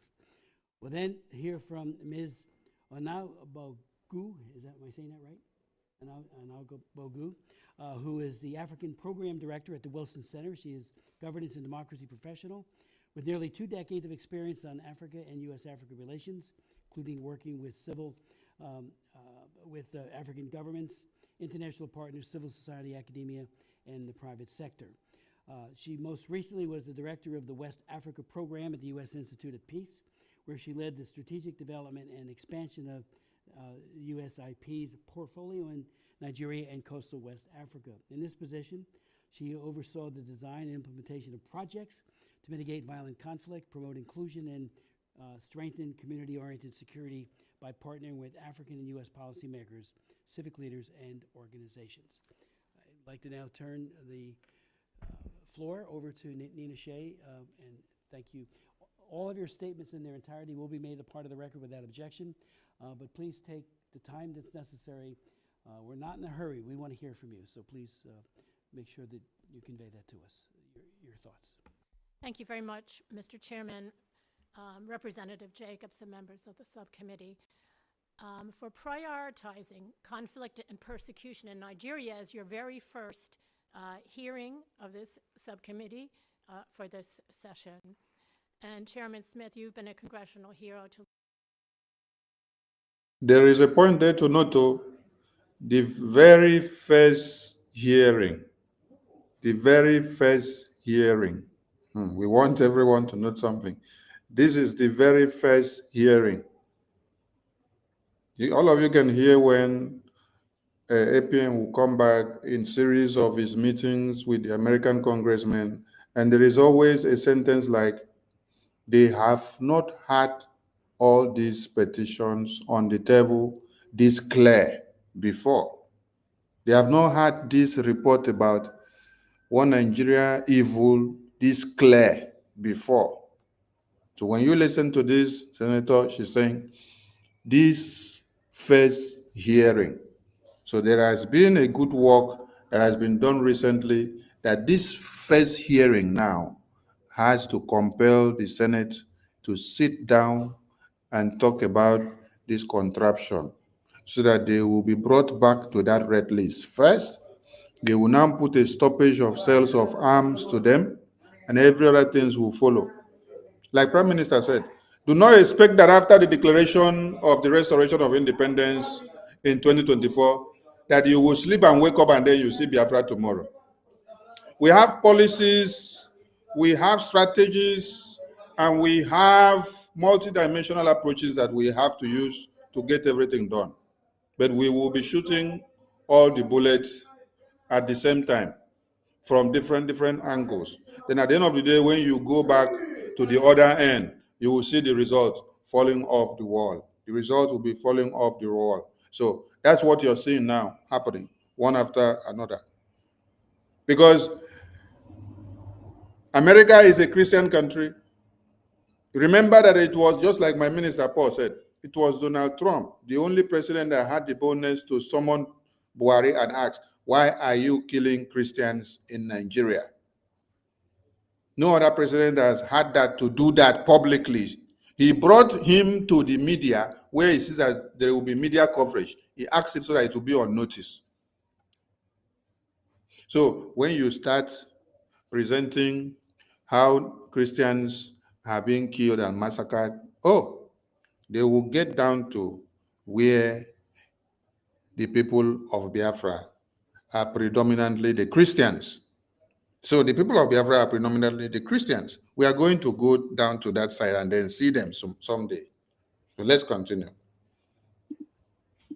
Legions of persecuted victims of persecution around the world, and congratulations on your leadership of this subcommittee, your chairmanship. My testimony will focus on the persecution of Christian farming communities by militant Fulani Muslim herders. In the interest of time, I will not address the Islamist terror groups that are already designated as terrorist and sanctioned by the U.S. government. They include Boko Haram and the Islamic State of West Africa, which attacks Nigerians of all faith backgrounds. Nigeria now ranks 6 out of 66 on the just released 2025 Global Terrorism Index. Nigeria is the world's deadliest country for Christians, according to the respected group Open Doors. Currently, militant groups of nomadic Fulani Muslim herders are reported by the U.S. Commission on International Religious Freedom, among others, to be the greatest threat to Nigerian Christians, particularly those that we're now seeing in the Middle Belt farming communities. In Benue, Plateau, Kaduna, and other Middle Belt states, thousands of Christians have been killed, maimed, and raped, and millions of them have been driven from their lands and are now homeless due to Fulani attacks. This is the heart of Nigeria's breadbasket, and as their farming families are slaughtered or forced to flee, the region's suffering is compounded by growing mass hunger. Moreover, the targeted indigenous people of the Middle Belt Christian communities face the Nigerian government's decision to tolerate this persecution. The federal government in Abuja remains passive in the face of desperate cries for help. The UN High Commissioner for Refugees reports of Mimi, one of 2 million IDPs, internally displaced persons, in Benue State. She survived a Fulani attack 3 years ago while her family was tending the yam fields on her farm. It reports, when they looked up, they saw armed men. There was no time to run. The men raped and killed Mimi's 11-year-old daughter. Mimi herself was raped, and her husband was killed. A hunter later found her injured and unconscious and helped her into the bush. They hid her there for 2 days before it was safe enough for him to bring her to the camp.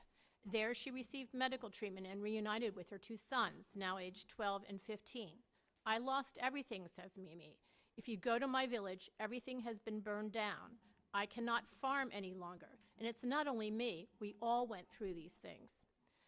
The government allows Fulani violence to continue with impunity. There is broad concern that this reflects a plan to forcibly Islamize Nigeria in violation of its secular constitution. Last week, the Nigerian Catholic Bishops' Conference released a letter expressing deep concern that some of the 12 northern states that impose Sharia law ordered Catholic and other Christian schools closed for 5 weeks in forced observance of Ramadan, and they cited the Constitution's guarantee of a secular state. Over the last generation, a portion of the Fulani nomadic herder population has become well-armed with automatic weapons and aggressive in targeting undefended Christians in Nigeria's Middle Belt farming areas. Various observers on the ground assert that the Fulani militants are not attacking to graze cattle, as some maintain, but rather to drive out the Christians from their ancestral lands and to take control of land, of villages and larger geographic areas. The UNHCR report above states, quote, nearly all the 3,790 registered residents of Ichwa IDP camp and many other camps dotted around Benue State were smallholder farmers forced here by violent land grabs. A Benue Catholic priest told reporters it's all about seizing the lands and changing the demography of Benue State. The Fulani terrorists want to seize the fertile lands of Benue, chase away the people from the land, and occupy the lands for themselves, he said. A 2023 study by Nigerian scholars on Plateau State found the great majority of Plateau's indigenous people from non-Fulani ethnic groups believe that Fulani violence is motivated by land grabbing, jihad, and Fulanization, compared with smaller percentages who blame cattle rustling. Cattle rustling does occur, but Fulani attacks are indiscriminate and devastate entire Christian villages. Ignoring citizens' appeals for help, Nigeria's government fails to effectively stop these attacks. Take Benue, where a Catholic priest and other Christians were recently abducted in Fulani raids. A priest identified to the press 3 key areas along the Benue River, and he names them. It's in my testimony, where Fulani terrorists crossed from Nasarawa State to attack overwhelmingly Christian villages in Benue. The government ignores church pleas to place military posts near these known hotspots or have naval patrols on the river, a Benue priest told me. Or Kaduna, where on February 26th, Truth Nigeria reported over 200 Christians are being held hostage, starved, and tortured in a camp near an army base in a wooded area off the busy Kaduna-Abuja expressway. It came to light when 3 months after being abducted from their homes, 8 hostages in dire condition were released after a ransom payment of equivalent to $27,000 US. They had been chained, whipped, and starved and referred to as infidels by captives speaking the Fulani's Fulfulde language. They witnessed others dying from starvation or shot dead when the ransoms didn't come. And as far as we know, it's still there. And just last weekend, a Christian from Adamawa State, Sunday Jackson, had a death penalty upheld by the High Court of Nigeria for, in self-defense, killing an attacker on his property. The pontifical aid to the church in need counts scores of priests' kidnappings in Nigeria, with over 20 murdered in recent years. 7 Catholic priests have been kidnapped since January. A week ago, Father Sylvester of St. Mary's Church in Kaduna was kidnapped and slain. 2 pastors in Kaduna and Gombe states with the Evangelical Church of Winning All were murdered this year already. Abuja's Archbishop Kagame strongly criticized the escalating kidnappings of Catholic priests, citing, quote, poor leadership at all levels, local government, state government, and federal government. Some conclude that Abuja's passivity, including failing even to collect data on the attacks, shows government complicity. The board chair of the Nigerian private group, International Society for Civil Liberties and the Rule of Law, is among them. The State Department report on international religious freedom solely gives a neo-Marxian materialistic theory for Fulani aggression. It describes the relentless attacks against Christian farming families on their own farms and violence against priests and pastors in their church and rectories as clashes between 2 rural socioeconomic groups fighting over scarce natural resources, a result of climate change. It ignores the evidence. It overlooks possible radicalization of Fulani herdsmen who travel across porous borders in the Sahel and northeastern Nigeria, regions recognized by the U.S. government as terror hotbeds. It shows no concern for their automatic weapons, distributed reportedly by the Mayeti groups, the cattle breeders, lobbying association members. It disregards the Nigerian government's toleration of this violence by allowing it to continue with impunity. I therefore urge Congress to call for the State Department as a first step to designate Nigeria as a country of particular concern.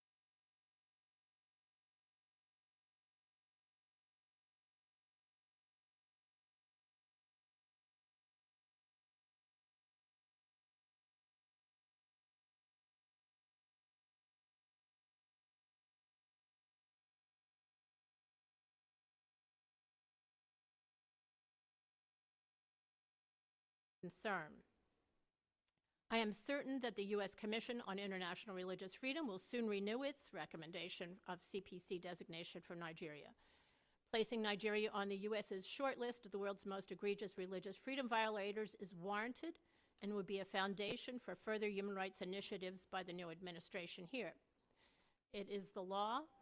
It's standing up for religious freedom is part of American exceptionalism. It's part of our heritage, our traditions, and our Constitution to respect the unalienable right of religious freedom. That concludes my testimony. Thank you.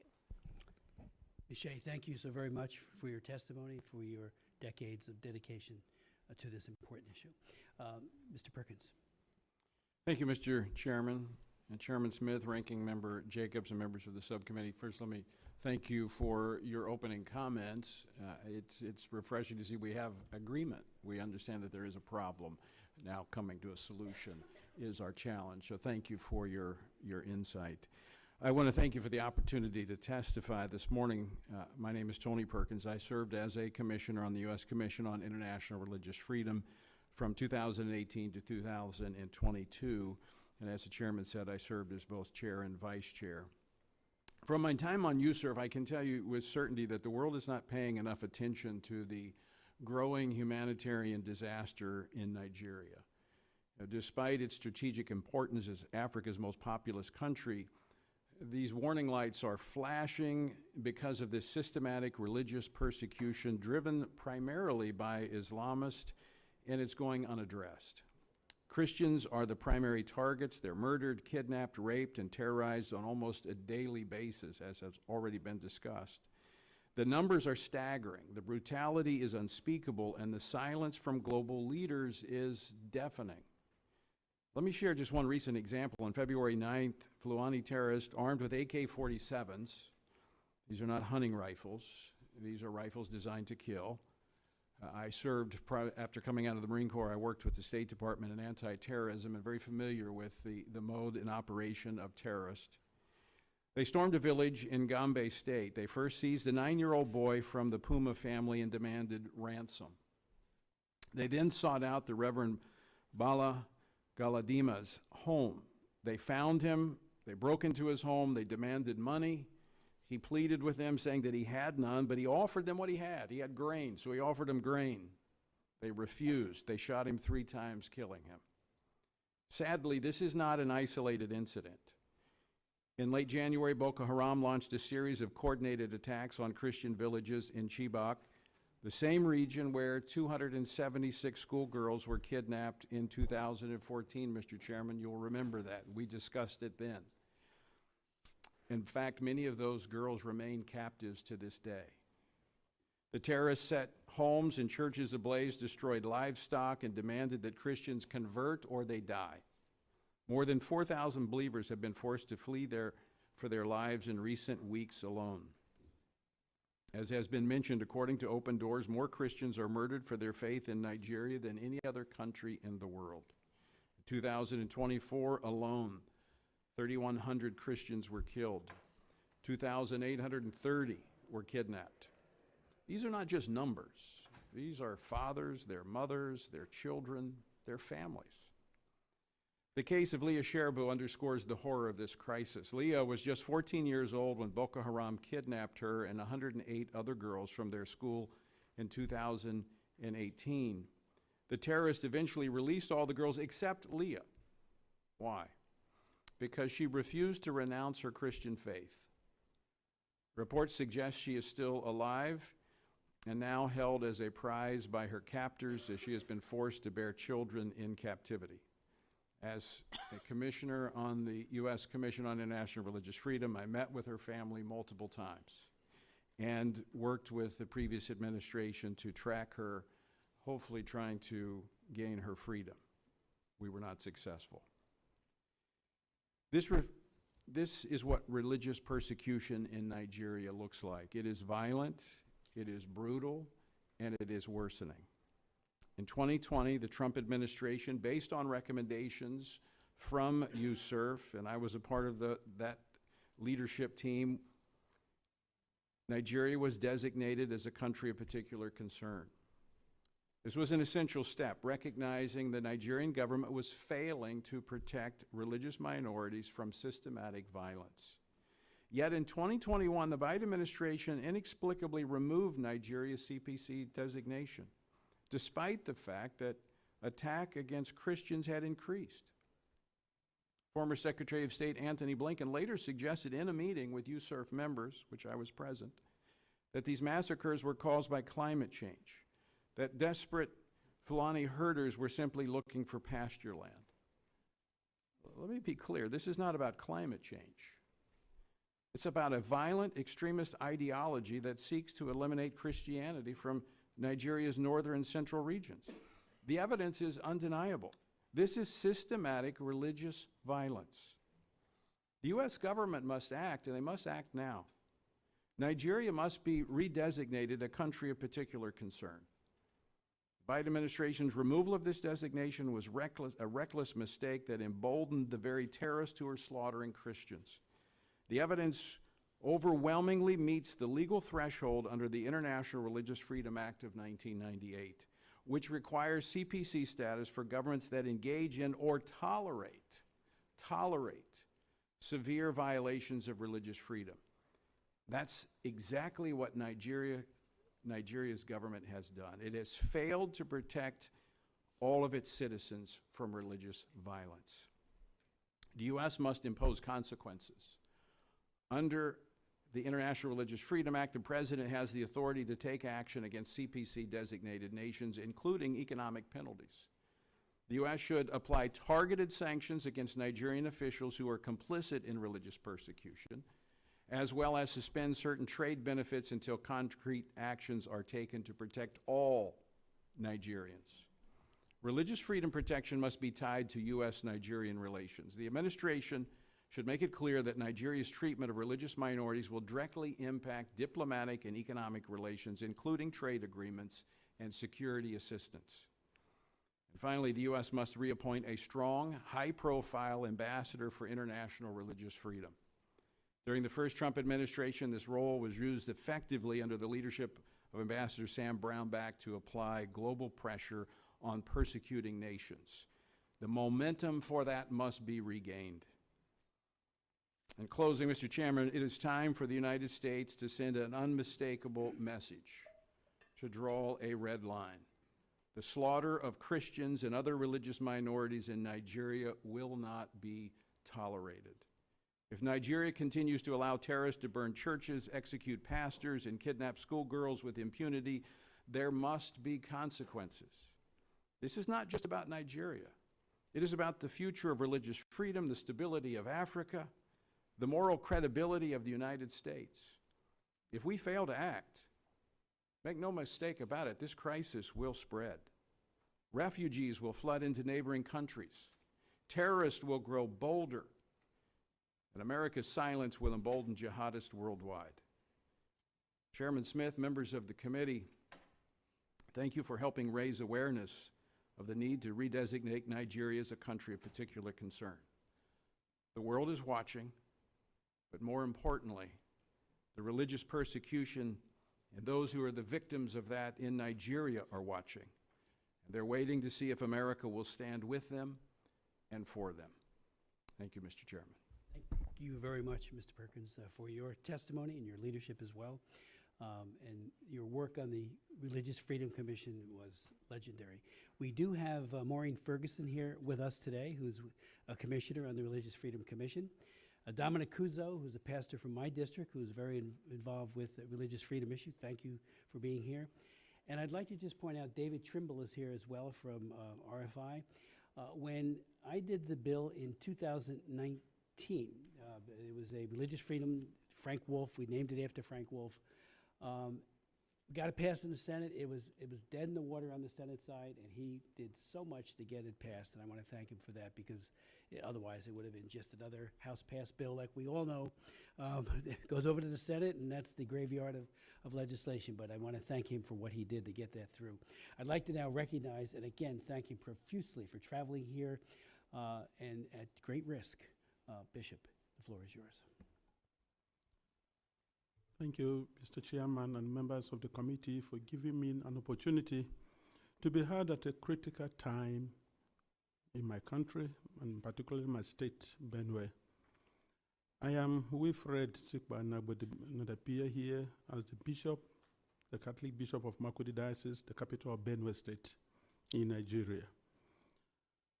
I am the shepherd of one of the 4 dioceses, Catholic dioceses in Benue. We have others, Anglican, Methodist, and Pentecostals, which sort of Benue State has a population of about 6.1 million people, 2 million of whom are those under my care as the bishop of the diocese.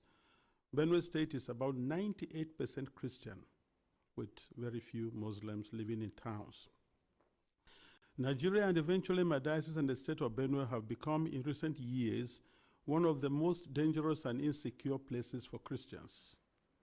Christians and Muslims are nearly evenly divided among Nigeria's large population of over 200 million persons. Islamist extremists are fiercely contesting the possession, control, and governing law of the land, especially in the country's northern and central regions, the latter of which is where Benue is located. There are constant ethnic, political, and religious conflicts over land and allegiance. Constitutionally, we are a secularist country, but our unity has been fragile. Political and religious actions and even public speech have been carefully managed to avoid accusations of religious bias and political tensions. Today, the clear influence of Islamist extremists has changed the traditional social dynamics of tribe, ethnicity, religion, and the social status in Nigeria. Because just recently, at the beginning of the Ramadan fast, 12 states in northern Nigeria have declared closed schools so that they attend to this. And you can imagine, which other country in the world does that? Saudi Arabia is not doing it. Afghanistan is not doing it. Baghdad is not doing it, but then Nigeria is practicing. What kind of Islam are they practicing? 12 states, and not only Muslims are living in these places. What happens with the educational program or curriculum of the country? But this is what we are going through every day in Nigeria. A long-term Islamic agenda to homogenize the population has been implemented over several presidencies through a strategy to reduce and eventually eliminate the Christian identity of half of the population.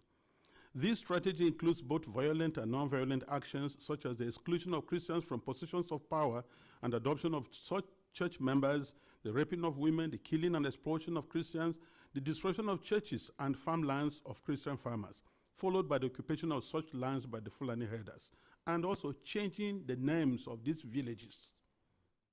They are taking over the places, so you clearly see an expansionist approach and Islamic, and then they are making the people now flee and leave their villages, and they conquer it.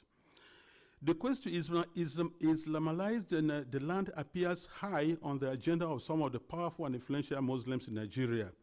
There is a campaign to take land to spread Islam, and there is the hemorrhaging of Christian farmers from the central region of Nigeria and Benue State, and Makurdi Diocese in particular, as they are forced to abandon fertile lands that use to feed the nation, which classify Benue as the food basket of the nation. Militant Fulani herdsmen are terrorists destroying society. They steal and vandalize, they kill and boast about it. They kidnap and rape, and they enjoy total impunity from the elected authorities. None of them have been arrested and brought to justice. This is supported by the corrupt system in which we operate and the abject poverty among us, which allow the criminal to easily attract more recruits and prey on more victims. Why is this happening? Is it really a religious war? Like in the past, many jihadists are motivated less by religion than by spoils of war and use their religion to impose themselves. In my diocese, the spoils consist mainly of fertile, well-tended land organized around my parishes or so. The jihadists come and adopt and kill the priests, leaving thousands without support and basic human services. And of course, when they disperse the people, the inhabitants, or the citizens, or the people of the lands, they take over. And any attempt to go back and take care of your farms, surely you get killed. The Makurdi Diocese in Benue State has been the epicenter of the invasion by these herders who are more like hired guns of cattle oligarchies, who manipulate religion to rally the herders to eliminate the Christian population and cleanse the land in the name of Islam. This objective is behind the relentless attacks against Benue's villages. When we call for help to the police and the army, they do not come. At the end of 2024, several villages were warned by the attackers of the upcoming violence, and the leaders called the police for defense ahead of time, but they did not come, and the Christian massacres, almost customary, took place, killing hundreds in Plateau and Benue, with the worst massacre claiming 47 people. The militant also burned down the 8 Catholic churches of St. Mary's Parish in the Diocese of Boko, which in Benue State, as well as the parish house, clinics, schools, and other houses. The militant Fulani herdsmen bear on defenseless villagers without consequences. They follow orders to conquer, kill, and occupy. They attack even those who have managed to escape into our IDP camps. Thereby, they have no place to run to. And it is unfortunate that the police system in Nigeria, orders have to come from above, and such that once there's a call, and they say they have never responded. And by the time they arrive, these people have left, and the people are now living in the pool of their blood. What I have recounted above is happening not only in Benue State. I believe our experience in Benue is symptomatic of what is happening elsewhere in large parts of Nigeria. The experience of the Nigerian Christians today can be summed up as that of a church under Islamist extermination. It is frightening to live there. Apart from the violent campaigns and attacks against Christian villages, there are now attempts by the Islamic Council of Nigeria and various Islamic groups to impose Sharia law on the Christian populations. Already, 12 states in the north of Nigeria are under this sectarian religious law, and attempts to extend the same to the south of Nigeria, which they have started. This month, governors in the north decided appropriately to close all schools and education institutions during the months of Ramadan, leaving millions of students without learning opportunity for 5 weeks. We live in fear because at any point it can be our turn to be killed, but to remain silent is to die twice. So, I have chosen to speak. I speak on behalf of the millions who are in the camps. In Benue State, in Makurdi Diocese alone, in my diocese, I have about 9 camps. 9.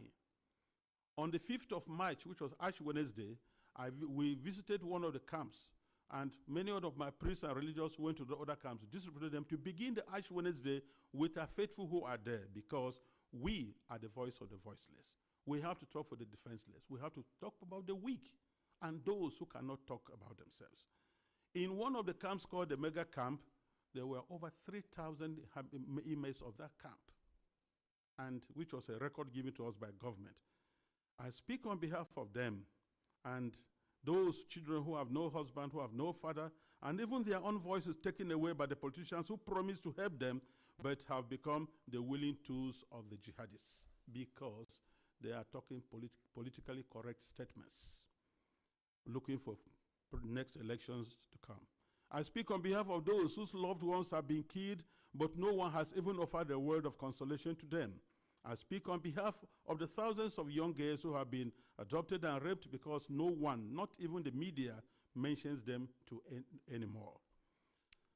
Foremost, I speak on behalf of my flock, who are unable to worship freely and unable to return to their ancestral farms and homes because that land has been ruthlessly taken from them by the armed herdsmen. And where they say they want to live in peace with the natives, if you must farm, you have to pay tax to hire the land which belongs to you. That is slavery, to say the least about it. As prosperous Nigeria is in African continent, and I tell you, if there's outbreak of war in Nigeria, no country around us, Chad, Niger, Ghana, Guinea, Togo, no country can contain the population that will flee to these places. No country can be able to house over 5 million refugees. It's not possible because of that. And if 1 million refugees run to Chad and Niger, they'll collapse that country because there'll be no plan to take care of them. So we have to be very careful. Today, I urge you all to use every means within your mandate to start developing a strong and good relationship with Nigeria, where you know that when you speak of human dignity, you are also speaking of the same God-given right you believe is unalienable. Consider that Nigeria can be your ally, but it cannot be one where half the population is in the process of being murderously eliminated. Work with us, the churches, and other Nigerians of goodwill. We are working for a peaceful and prosperous society, and our desperate plight has been set aside U.S. policy for too long, to the cost of thousands of lives. Concretely, I request and I plead, I ask you to redesignate Nigeria as a country of particular concern. This has both a practical and diplomatic meaning to signal that you are paying attention to what happens to us and elsewhere in the world. Because the policies the government is trying to put in place, so that to return the IDPs, build camps for them, relocate them from their homes, it is not durable and it will not work, because the government has already the population that is not able to take care of. And then you have over millions of people in the camps, and you want to relocate them to where? And if you do, let's take that you do. How many houses or rooms will you give me who has 5 children, another one has 3, another one has 2, and what will I be doing for a living? These people previously never begged anybody for food. They were managing their lives, training their children, and building their homes. So nobody should have deceived us on the guys that you're going to resettle the IDPs. They have no jobs. So where you say them, what will be their place? And by the way, the fundamental question remains, if you resettle them to other camps or build places for them, what happens with the ancestral lands? Who takes care of them? And this is whereby I feel the government is complicit on this issue. Because these terrorists, Fulanis, displace them, kill people, and then occupy the place, and then change names, nomenclatures of these towns. For what reason? So we want to let the people go back to their homes and help for them to rebuild their lives. I implore this august body to insist on the return and rehabilitation of all the IDPs to their ancestral lands, and not to relocate them to other constructed camps elsewhere, which is an invented solution now being pushed in the Benue State government. And I tell you, Nigeria government can do that once they have to be accountable. Because I know Nigeria, under the auspices of ECOMOG, was able to reinstate constitutional government in Sierra Leone and Liberia, and they can do that now. We have the capacity, but because the leaders that are not prepared. And I think that's whereby I look, it's not just conspiracy of silence, it is aiding, abetting, and supporting these terrorists to keep doing their work. This is my plea. Thank you very much for this attention. Bishop, thank you very much for your testimony, and again for your courage to be here. We know you go back and you face risks, and our prayers are with you, but we will follow up on your admonitions that you have given us today. I'd like to now recognize our final witness, and Ms. Onobugu, and the floor is yours. Thank you very much. Chairman Smith, Ranking Member Jacobs, and distinguished committee members, I appreciate the opportunity to testify before this committee today. I serve as director of the Africa program at the Wilson Center, although the views expressed here are my own. In keeping with the nonpartisan policy-focused work of the Wilson Center, I offer the following comments and recommendations. consecutive U.S. administrations have described the U.S. relationship with Nigeria as among the most important in Africa. This year marks 26 years of uninterrupted civilian rule in Nigeria, the longest period of constitutional governance since the country's independence in October 1960. Furthermore, as Nigeria serves a second-term, one-year chairmanship of the Economic Community of West African States, ECOWAS, the country's leaders understandably expect to lead regional coordination efforts, given Nigeria's size, political and economic influence, and decision-making power within the bloc. As ECOWAS turns 50 this year, good leadership will be crucial to address the rising threats to regional integration, security, and economic stability that have beset the sub-region in recent years. However, whether and how Nigeria tackles its own internal governance and security challenges will set the pace, not only at home in Nigeria, but also in the broader West Africa region. As Nigeria's internal struggles worsen, what is clear is that the country's instability is rooted in a vital shortcoming. After 64 years of independence, the country still struggles to cultivate a national identity rooted in basic freedoms and dignity for its people. In Nigeria today, ethnicity, religion, and language, not nationality, remain the benchmarks of personal identity for the country's highly diverse population. While Nigeria has witnessed repeated ethnic and religious clashes over the years, its ethnically and religiously diverse population is not the problem or the cause of these conflicts. The problem, however, is that ethnicity and religion in Nigeria have become instrumental markers that are used to mobilize and successfully acquire power, resources, and political dominance. It is important to understand the nature of violence in Nigeria and its causes, which extend beyond the religious or ethnic overtones that appear to motivate that animosity. I grew up in Jos, Plateau State, in Nigeria's Middle Belt region. I visit Jos regularly, including in December 2024, just a few days before the Christmas weekend attacks that killed and displaced hundreds. These types of attacks have plagued local communities in Plateau State for more than 20 years.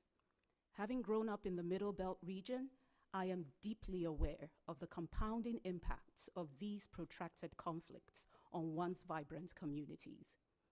Whether labeled as banditry or terrorism or communal clashes or ethno-religious conflict, at the root of this violence is a failure of governance to meet the population's most basic needs, not only livelihoods, education, and healthcare, but also their need for perpetrators to be held legitimately accountable. Elections and political appointments are two important areas where the interplay between religion and politics is most clearly demonstrated in Nigeria. Nigerian political leaders romanticize Nigeria's unity, but do little to cultivate it. On the contrary, they often stoke ethnic and religious tensions in election campaigns, seemingly to distract from their failures to deliver for the people they are supposed to serve. The divisive political climate of the 2023 elections illustrated this tendency. Furthermore, off-cycle elections conducted in 2024 also exposed the fragility of Nigeria's electoral process, as some political actors openly intimidated election officials and violently disrupted elections, suspending by-elections in Kano, Akwa Ibom, and Enugu states. Certainly, recent data, as that from the non-denominational global network Open Doors, appears to indicate that violence against Christians, who make up 46% of the population, has been unaddressed by the previous Buhari administration, and no tangible progress has been made under the current Tinubu administration. But we also know that violence overall in Nigeria has increased over time. The National Human Rights Commission of Nigeria reported that complaints of human rights rose by 25% in February alone. The Nigerian Social Cohesion Survey conducted in 2022 also found that an overwhelming majority of Nigerians, 96% to be precise, consider human rights abuses and violations to be a problem in the country. This indicates not only that violence and rights abuses afflict many groups, but also that Nigerians understand and respect the concept of human rights. Now, let me offer some recommendations. A few recommendations to the United States. It is important to engage deeply and broadly with communities across Nigeria to better understand the nuances driving insecurity in the country. While it is never wise to dismiss religion as a cause of conflict, it is also unproductive to label a conflict as solely driven by religion when there are so many other factors at play. The root causes of Nigeria's conflicts and insecurity are deeper and more complex than generally discussed. Second, develop a holistic and long-term vision for U.S. engagement with Nigeria on issues of governance and security. The U.S.-Nigeria Binational Commission, formed in 2010, already provides a framework that supports country-to-country discussions on issues of security and governance. After 15 years, it is time to take stock. Discussions in the Commission should take a fresh look that emphasizes security partnership sustained over the long term, seeking areas where cooperation is still possible and efforts that are most promising for real change, such as local and non-government initiatives. Third, work more with Nigeria's states and its growing city centers. The U.S. government should decentralize its engagement with Nigeria by strengthening its dialogue with and support to receptive government and civic leaders at the state and local level. Next, support democratic actors that are advancing inclusive peace processes and conflict resolution. Civic and religious leaders in Nigeria can serve as important bridges between communities and government, especially in communities where the government lacks credibility. Partner with the Nigerian government to make accountability central to the response to conflict and persecution. Support the judiciary to uphold the rule of law, and coordinate intelligence sharing with institutions of government that are working to track financial transactions related to suspected terrorist activity, including terrorist funding. Next, we should rethink U.S. and international policies that lead to knee-jerk responses to crisis. Reactive, quick-win actions that may seem beneficial to Nigerians could have larger and far-reaching negative impacts. And finally, revive the U.S. Congressional Bipartisan Caucus on Nigeria, which served as a space to prioritize discussions on issues of U.S.-Nigeria relations.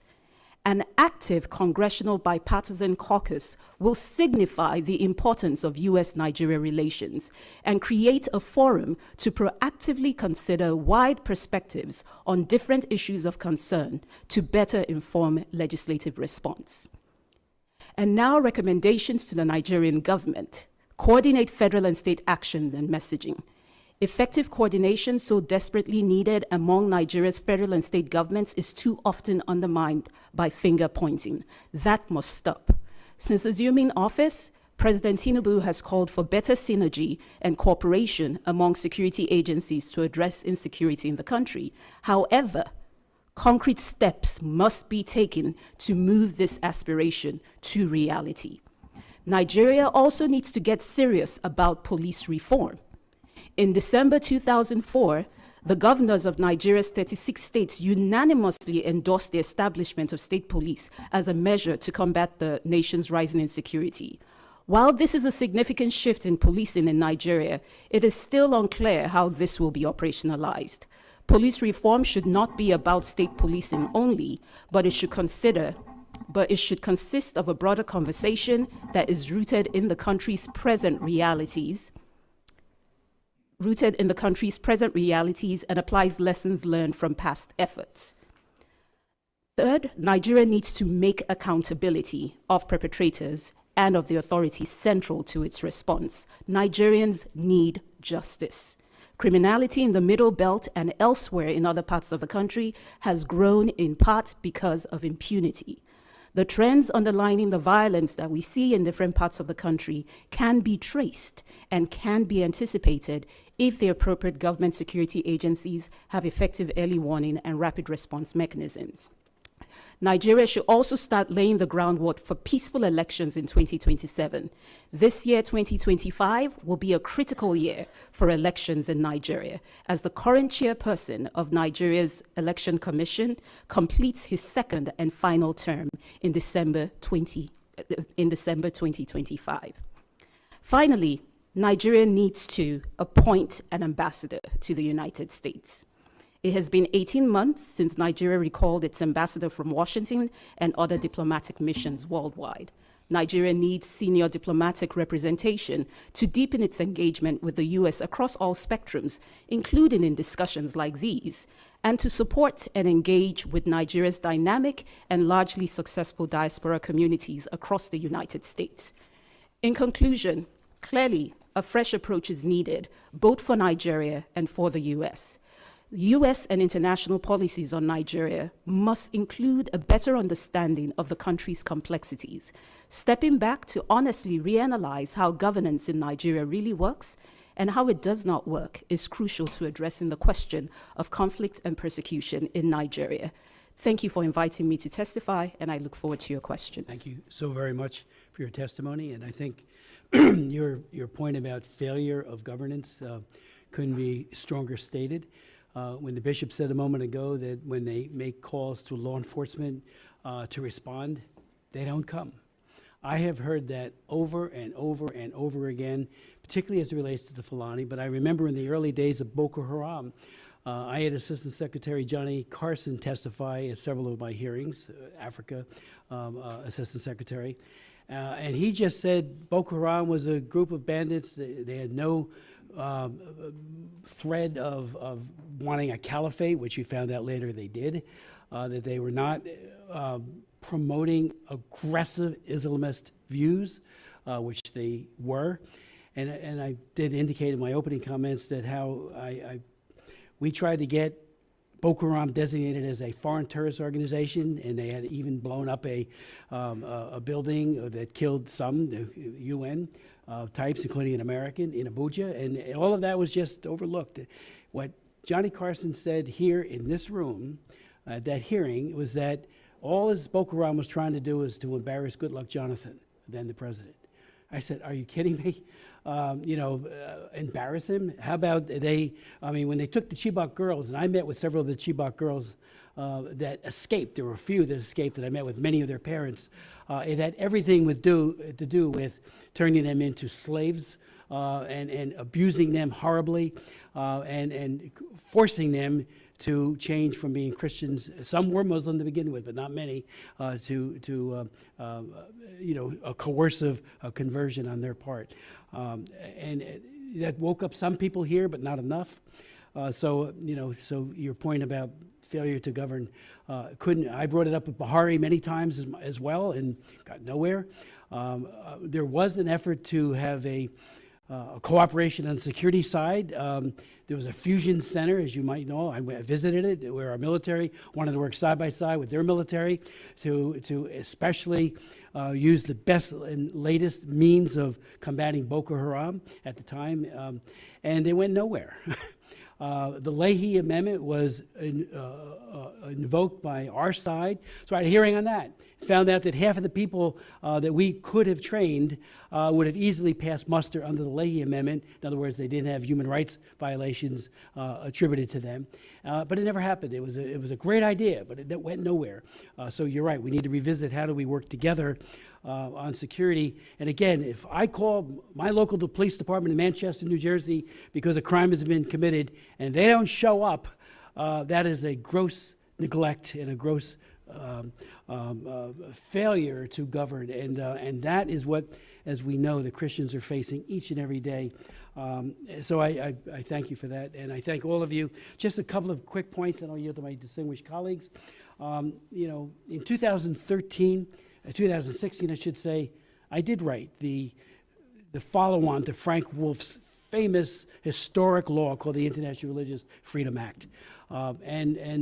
We put a couple of things in there, entities of particular concern.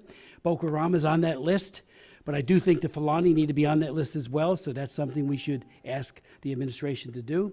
We had a designated persons list where individuals are committing egregious violations of human rights. Back in 2004, I was the author of the Belarus Democracy Act.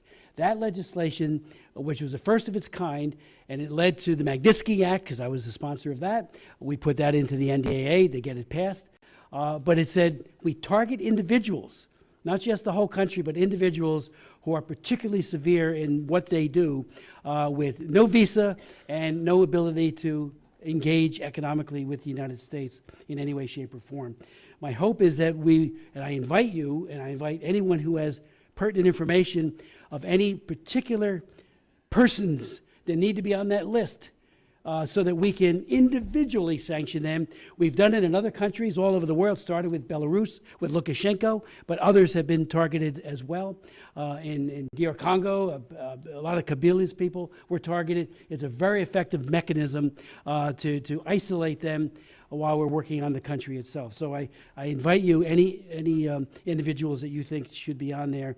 And again, I do think that the Fulani ought to be an FTO as well. Not only should they be designated an entity of particular concern, but they need to go onto the Foreign Terrorist Organization list because of what they're doing. Let me also, and get your thoughts on this, and remind everybody that country of particular concern requires an annual designation of countries where governments engage in or tolerate, that's the language of the statute, or tolerate particularly severe violations of religious freedom during the reporting year. During the Obama year, again, I had hearings on this again, they wouldn't even name countries.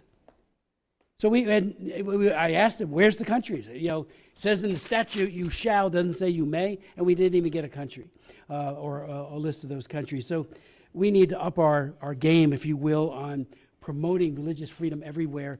In Nigeria, in my opinion, it's just stands out as an area that we need to do so much more on. So if you want to speak to any of those thoughts about entities of particular concern, my hope is that the president, I think Mr. Perkins, you put it well, that a very robust effort will be coming soon with regards to religious freedom everywhere, including in Nigeria. The suffering brethren of all kinds. And I met with, every time I go, I meet with imams. If they speak out, they've got a mark on their back, and they'll be killed by the weekend. And I'm not exaggerating. I heard it from so many. I began to say, okay, they're not going to speak out. And I remember one particular imam telling me how Boko Haram, they're not us. And I said, I know that. They are a radicalized group of people who kill and maim and slaughter and rape in order to get their way. So.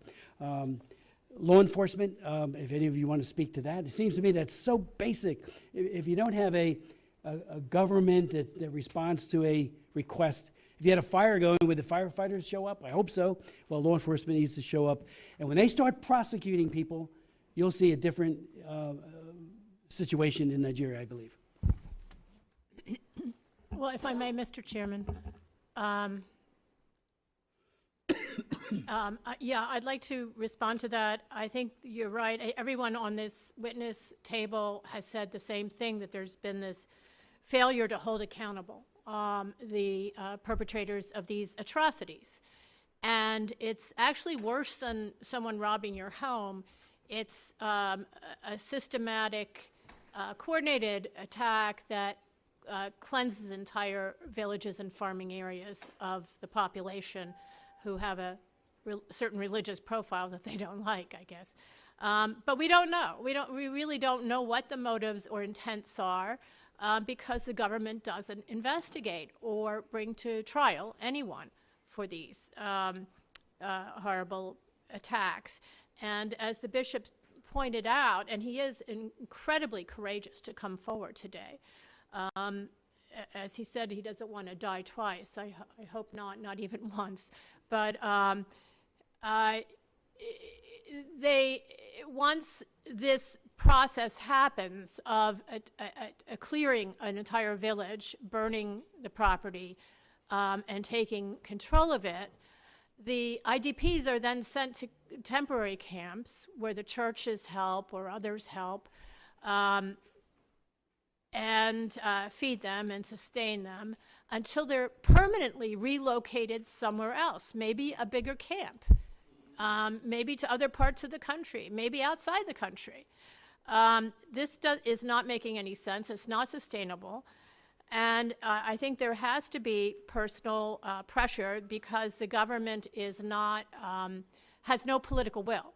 So no amount of programs are going to help this unless there is help resolve the situation if there's no political will to do anything. And that's what we're seeing over and over, year after year, 20 years of the Fulani herdsmen armed to their teeth with AKs. According to scholars who've written about this, Nigerians, that these guns are given to them, these weapons are given to them by the breeders, the cattle breeders, the cattle oligarchs, as the bishop called them. And they have to be held accountable. Also, the top people in the government have to be held accountable on a personal level. They want their visas. They want their bank accounts in the United States. I think this would have teeth. And it's already law. And we should be getting the names of the criminal justice people who are failing, who are in the leadership of the government. And you're right. Nigeria is America's most important partner in Africa, and it is a land of the future, and there's a lot of promise there, and we need to help them get control of the out-of-control terror, and particularly this Fulani problem, whatever you want to call it, terror or criminality. Ms. Jacobs. Well, thank you, Mr. Chairman. Ms. Onamogu, I want to start with you. I really appreciated what you said in your testimony about the need to understand the drivers of violence in Nigeria, which extend beyond religious and ethnic overtones. So I want to start off with a conversation by talking about what these drivers are. What do you see as the primary drivers of conflict and violence across the Middle Belt, and what are the political and economic, social, or historical factors that exacerbate the conflict in that region? Thank you, Representative Jacobs. And if I may, before I respond to that, just to touch on the point about police reform, as was mentioned, Nigeria is significantly under-policed. And as I mentioned in my remarks, that there have been attempts at police reform. At least we've actually seen 3 from 2006, in 2009, and 2012. So the government has been engaging in trying to address the system with the way Nigeria is structured, Nigeria's security architecture, where the police is centered in the center of the country. As I mentioned, in December of last year, Nigerian state governors have started looking at decentralizing the police. A lot needs to be done to actually operationalize that, since these are conversations that have been happening for over 20 years. So actually trying to move that aspiration to reality is something, as I'd mentioned in recommendations, that the U.S. could support the administration in looking at. In terms of the questions on the drivers of violence, as I'd mentioned in my remarks, where Nigeria's identity, the government has failed on really crafting an understanding of identity, one that is based on basic freedoms and dignity for the people. People still identify based on their ethnicity, religion, and language. And many politicians, political actors across the board, across the Middle Belt and in different parts of the country too as well, have tapped into this and used this to instigate violence or instigate conflict, mostly for the purposes of acquiring power, acquiring resources, and acquiring position. So this is at the root of Nigeria's a root of the is at the root of the conflicts that we see, taking it back to the question of governance and really understanding the history of violence and understanding the history of political participation in Nigeria is key and important if we are to really tackle these conflicts. If not, we end up only, the conflict that we see today is only a symptom of a much larger problems. Thank you. And which types of U.S. government investments have been most effective in addressing some of these drivers of conflict? In my opinion, programs that have been most effective are programs that really work in partnership with the government, in partnership with communities, programs that are able to inform and shape programs that are able to inform and design interventions that typically that are able to effectively tackle concerns that are identified by communities. It is important that communities are part and parcel of identifying the problem. And again, in terms of programs that we've also seen that has been successful in complex environments like Nigeria, involving nuanced views, involving diverse voices in these conversations have often led to progress. Thank you. Mr. Perkins, I have a question for you. Last year, the State Department hired a seasoned expert to conduct an analysis of conflict and religious freedom dynamics in northern Nigeria. This expert was originally recommended by USERF Commissioner Frank Wolf to gain a better understanding of these issues and advise the department on the exact topic of this hearing today. Unfortunately, due to the Trump administration's aid freeze and cuts, this project is paused. Can you discuss the benefits of this kind of research project? What information it would help provide the U.S. government and how this research could help us effectively address religious freedom challenges in Nigeria? Certainly. I do think there are valuable projects in which the federal government, State Department does fund. But I think we have an overwhelming amount of evidence to suggest that we have a problem. And I think everyone agrees that whether religion, and I agree with the comments that have been made by everybody on both this panel as well as the members of the subcommittee, that this is a complex issue. But to deny the fact that, and I'm not suggesting anyone is denying this, but to say that religion is not a part of the mix would be to deny reality, because it is. It's been weaponized by some, as all of as testimony has given light to today.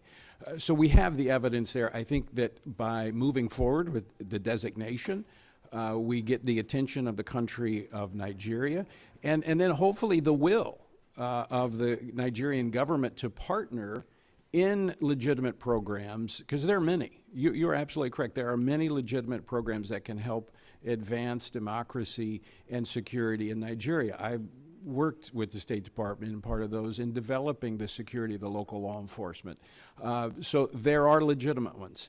But I think I agree with the administration in pausing until we do an analysis of what is working and what is not. Okay. Ms. Onabogu, do you think additional research on the conflict dynamics in northern Nigeria would be beneficial for the U.S. government's response? Thank you. So do I, and I implore the Trump administration to allow this project to continue and make sure our embassy is adequately staffed. Thank you very much.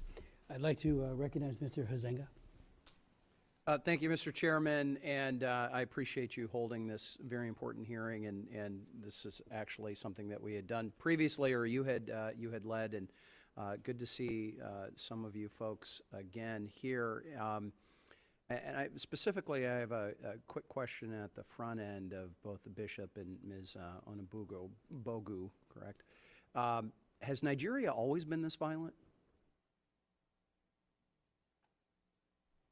Yes, not this level of violence, because this is almost like an open war declared on some parts of Nigeria.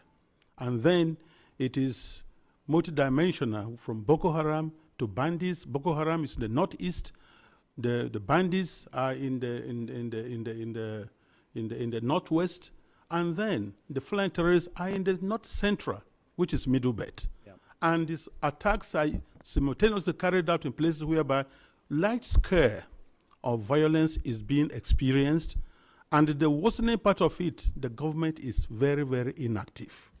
Onobogu, yeah, you were talking about the history of violence. Has it always been as violent as we're seeing today? Yes, as I say, it's important to understand the nature of violence. As I mentioned in my remarks, this year basically marks 26 years of uninterrupted civilian rule, which means there was a transition in 1999 from military rule. Going back all the way to Nigeria's independence, every republic, dating back to the First Republic, we've always seen some forms of violence where that have often been shaped around identity lines, religion, or background. And as time has gone on, it has often taken on a different shape or form of its own. So it's important to understand that the violence is interconnected. Yep. Things may look different, but they are connected by the same underlying issues. What I'm trying to understand, though, is has Nigeria always been this violent, and maybe a slightly different form, in your opinion?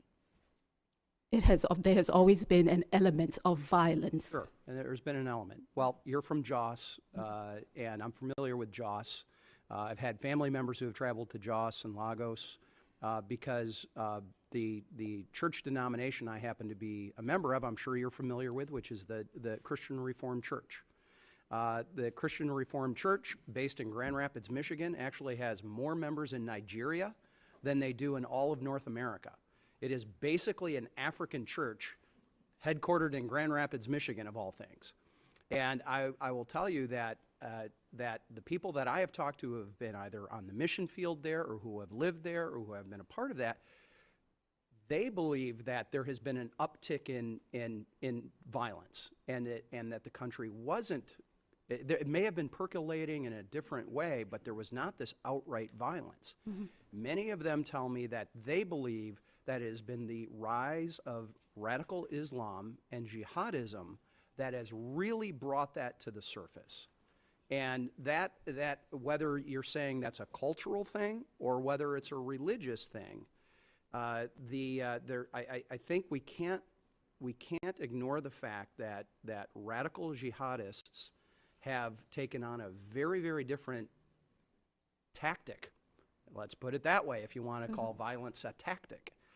But that is why I think this drives many of us to say, okay, what is happening here? What has changed? And we know that there's violence throughout Africa, you know, whether it's in South Sudan, whether it's in other places that we are seeing. Oftentimes, if right now in the Rwanda and in the Congo, that conflict that is there right now, there is a lot of mix to it, but I think specifically when it comes to Nigeria, that there has been some sort of change. Yeah, and if I may just respond very quickly to that. While my family's from the southern part of Nigeria, I grew up in the middle belt of Nigeria. Yep. And obviously understanding the dynamics of the middle belt, indigene versus non-indigene, I was also part and parcel faced looking at how things have evolved over time. So even while we talk about Boko Haram today, or the recently identified new terror group, Lukarawa, that was just mentioned in November, it also dates all the way back to the 1980s, where there were groups like the Metasina movement and others. So the point and that that was regarding moving of energy and those kinds of things, correct? Yeah. And so the point I was making, or the point that I'm making, is that the environment, the weakness of governance, sure, allows groups like these, allows ideologies like these to thrive. And the weakness of governance is at the root of these concerns, because data shows us that Nigerians value their unity, Nigerians value their diversity. Very recent data shows us that it's not about religion or ethnicity, but the weaknesses in government. I think we're on parallel tracks. We may not have our tracks cross exactly, but we're on parallel tracks. I think there is a weakness of government that is clear on that. But I do want to move on, Mr. Chairman. We talked about, and in fact, Ms. Onobogu referenced the December 2023 Christmas Eve killings. I led a letter to the State Department, Mr. Chairman, that included some folks who were on the committee, expressing concern to Secretary Blinken and their decision in 2023 to not designate Nigeria as a country of particular concern. In May 1 of 2024, I received a 3-page letter back from the Assistant Secretary where the word Christian appeared once. It was alongside Islam in the response. And I'd like to submit that for the record if Without I could. objection, so ordered. Yeah, basically my calls to the State Department went really unanswered, and frankly, I think the State Department employed, shall we say, active avoidance on the issue, and I was given inadequate responses that failed to address the concerns that many of us had. That, I think, is part of the problem with the last administration and among their staff was an overt refusal to acknowledge that Christians specifically were being targeted. They would have no problem identifying others who had been targeted, rightfully so, other ethnic minorities, but when it specifically came to Christians, it wasn't politically a good time for them to talk about it, and that's a huge problem. And the fact remains that 90% of global total Christian deaths occur on the African continent, and that's according to Open Doors, somebody that you had referenced earlier. So I want to ask all the witnesses, do you believe that the Tinubu administration is intentionally not taking the required actions to ensure the safety and security of we could broaden it out for all ethnic minorities, but let's specifically address Christians as well throughout the country? And Ms. Shea. Yes, thank you, Congressman, for your questions and your comments. And just to address the terror issue or the violence issue that you raised, Nigeria did get worse on the global index for terrorism over the past year. So it's quantitative, that it is intensifying. And the Fulani for the last 20 years have been being armed with automatic weapons by, according to scholars, Nigerian scholars, by cattle breeders who hire them. And so this is contributing to the uptick in violence as well. I've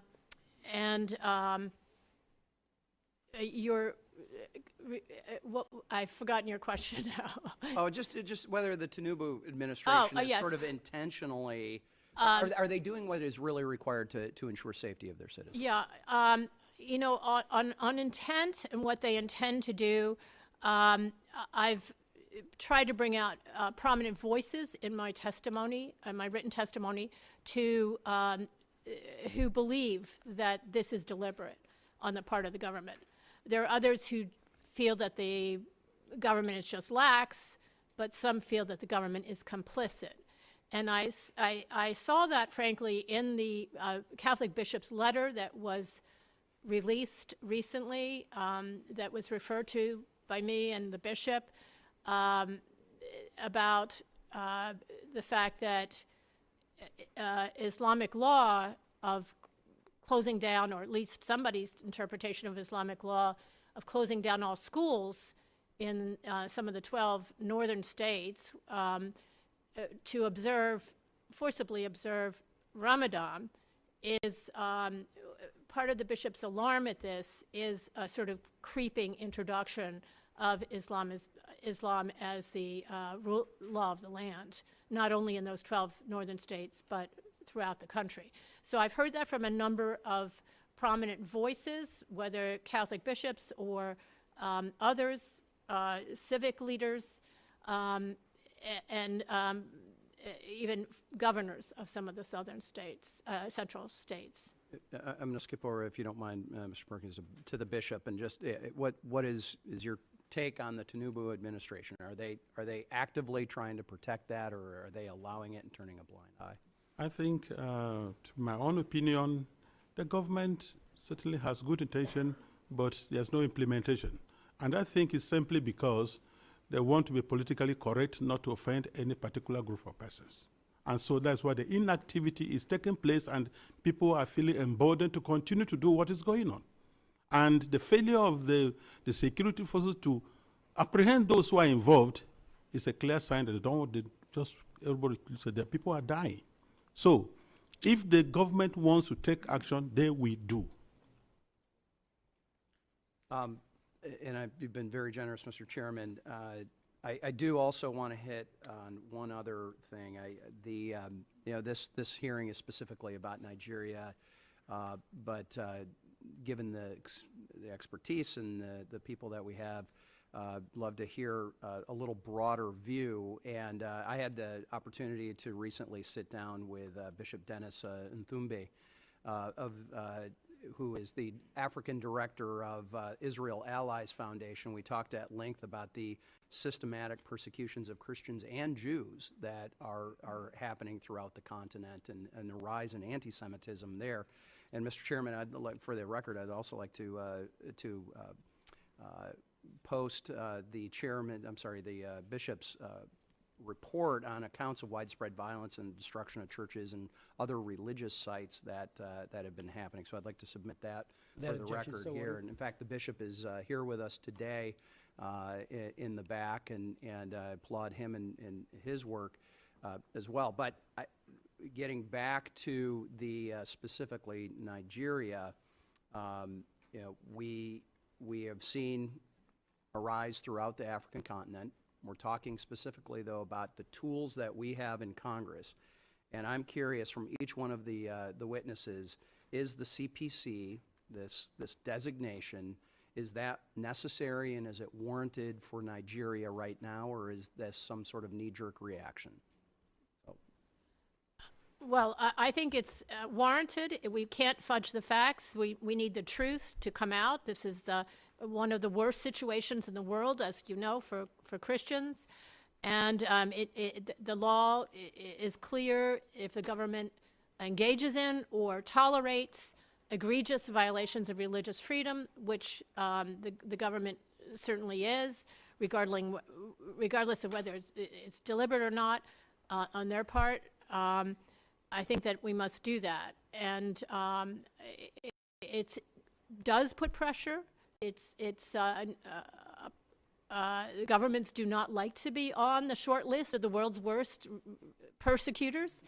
It is a platform for beginning to reassess American policy on how we deal with this partnership that's increasingly uncomfortable and untenable as they become more terror-ridden and their religious communities are attacked relentlessly with impunity. So yes. I'll put you down as a yes. Put me down as a yes. And I don't want to necessarily have to go back over as to why it was removed. Our job here today is does this administration need to reapply the CPC, Mr. Perkins? I would say yes. If I can provide some context, during my time as chairman of USERF, we didn't randomly give out CPC as labels that we just wanted to go after a particular country. In fact, during my time, we worked to take countries off our watch list. That is the goal. That is right? the goal, but this is a tool. Those relations. This is a tool. We used it. We actually took Sudan off the list. I traveled to Sudan. Unfortunately, things have changed there in the last few years. But we were very hopeful, and this CPC status was a tool. They wanted to get it off so that they could have access to international banking. They didn't want to be on that list. It worked. We worked to get Egypt. I met with President El-Sisi multiple times to get them off the watch list, and they were making great progress. It's kind of amazing if you look at some of the lists of countries like Egypt that have been on this, and the fact that Nigeria and its current situation isn't seems a little stunning. It does. That's why I do think it needs to be on the list and utilized as a tool to address both the religious freedom issue and the underlying issues. I've taken way too much time, but Bishop quickly and then Ms. Onobugu. Do you believe Nigeria should be on this designation? My response would be, thank you very much. My response would be yes. One, because CPC designation is not punitive. That is one. It's corrective, so that you'll be able to see not what... punitive to the citizens Exactly. specifically, unlike a lot of other sanctions. Exactly. It's not punitive. It's supposed to be corrective so that you'll be able to realign yourself with the global practices like human rights abuse violations. You need to know.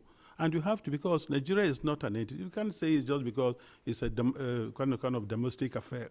Domestic affair involves people's lives. And they're going. So the world cannot watch that citizens are just being killed. So I would think if you do this, that helps to bring the financiers of these programs or these violations to book first. The ammunition these terrorists or Fulanis or carry along is not manufactured in Nigeria. It's bought somewhere. Those local boys in the bush don't have money to buy those ammunition. Who supplies them? Who equips them? So if this is done, certainly there will be a searchlight. I don't know who is involved. So for me, yes. Okay. Ms. Onobogu. Thank you for that question. Making a designation is what you've said is beyond my institutional purview. What I provide is more policy-focused, non-partisan, biased research, ensuring that the facts speak for itself. I'll leave that to the committee to make the designation. But as we look at the research in Nigeria and on Nigeria, it is important that we understand that Nigeria is not your typical nation state. This is a state that is where identities are formed along lines of ethnicity, religion, and so at the end of the day, those that may be trying to hold accountable may not actually see themselves as accountable to the citizens. So this is why I say it's important for us to take a look at the research, take a look at the data to make informed decisions. Thank you. So is that an official pass? No, not an opinion as to whether we ought to have the CPC. As I said, it's beyond my institutional purview. I would argue, Mr. Chairman, it's a policy debate and discussion that we are having. But with that, I've taken a lot of time, and I appreciate that to my colleagues as well. I yield back. I'd like to now recognize Ms. Jayapal. Thank you, Mr. Chairman. Having lived and worked all over the world, including across the African continent, on international health and development, I think it's very important that we think about how we use all the tools in the toolbox. And I have appreciated USCIRF's work on protecting all religious freedom and calling out countries, including my birth country of India, for issues around persecution of Christians and Muslims. But I think the central question here goes to Ms. Onobogu's point about weakness of government. I think that's the phrase you used, and I think it really is critical, because it's not that I don't agree with Mr. Perkins that we should address religious freedom. I do think we should. But I think at the core, when you look at this issue, it is the weakness of government that allows extremism of any religion to thrive. And so that's why I think that the way in which USAID has now been stripped and paused, all of the funding has been paused. 83% of funding for USAID has currently been stopped, is a problem, because many of those projects were actually trying to address the underlying root causes that I think perhaps there's some agreement on the panel that we should be addressing. And so the New York Times recently reported a list of words and terms that the Trump administration has banned or restricted from government communications. And those included things like cultural differences, community diversity, discrimination, prejudice, victim, and even women. Makes it very hard to think about nuanced programs that address those underlying causes. And so, Ms. Onobogu, I want to ask you, how would banning projects that utilize those terms affect the U.S.'s ability to accurately describe and respond to violence in Nigeria? So thank you for the question. Working in complex environments like Nigeria and elsewhere requires being able to take into account the total picture of occurrences in different parts of the country. The way we define issues as peace and violence may seem different in different communities and across different communities in Nigeria. So it would be it would be necessary to take into account the complexity and diversity of Nigeria towards trying to ensure we can devise sustainable solutions to addressing root causes of violence there. In fact, I used diversity in my opening statement, but that, I guess, would tag it as a project that's not worthwhile. I want to specifically focus on a State Department project in northeastern Nigeria called Nigerian Youth Care. This program has been suspended by the Trump administration. It provided Nigerian youth with mentorship and training on how to bridge religious divides, and it launched initiatives that were meant to reduce hate speech and inflammatory rhetoric on social media.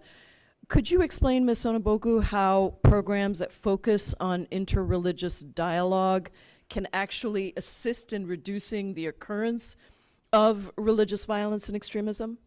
Thank you. As to point about youth making up 70% of the population in Nigeria is below the age of 35. And I think has been referenced by others on this panel too as well, the importance of engaging youth. I think in complex environments like Nigeria, where identities are formed around ethnicity or religion, and especially in communities where we have seen protracted conflicts that have taken on a different life of their own time after time. Again, as I mentioned, in the case of Plateau State, we've seen conflicts going on for over 20 years. It's important to bring voices together, to bring people together, to bring communities together, to be able to identify what the problems are and find ways to work through them together. So being able to push interreligious dialogue or interfaith dialogue, and some of them which I've witnessed on the ground, is a good example of work that could be done to bridge divides, bridge gaps in Nigeria. In fact, data actually shows that in Nigeria, as in some other countries too as well on the continent, but in Nigeria specifically, religious leaders actually are really trusted by their communities. And we've seen several examples of interfaith mediation efforts across Nigeria that have been really successful. Well, that leads me to another project around good governance.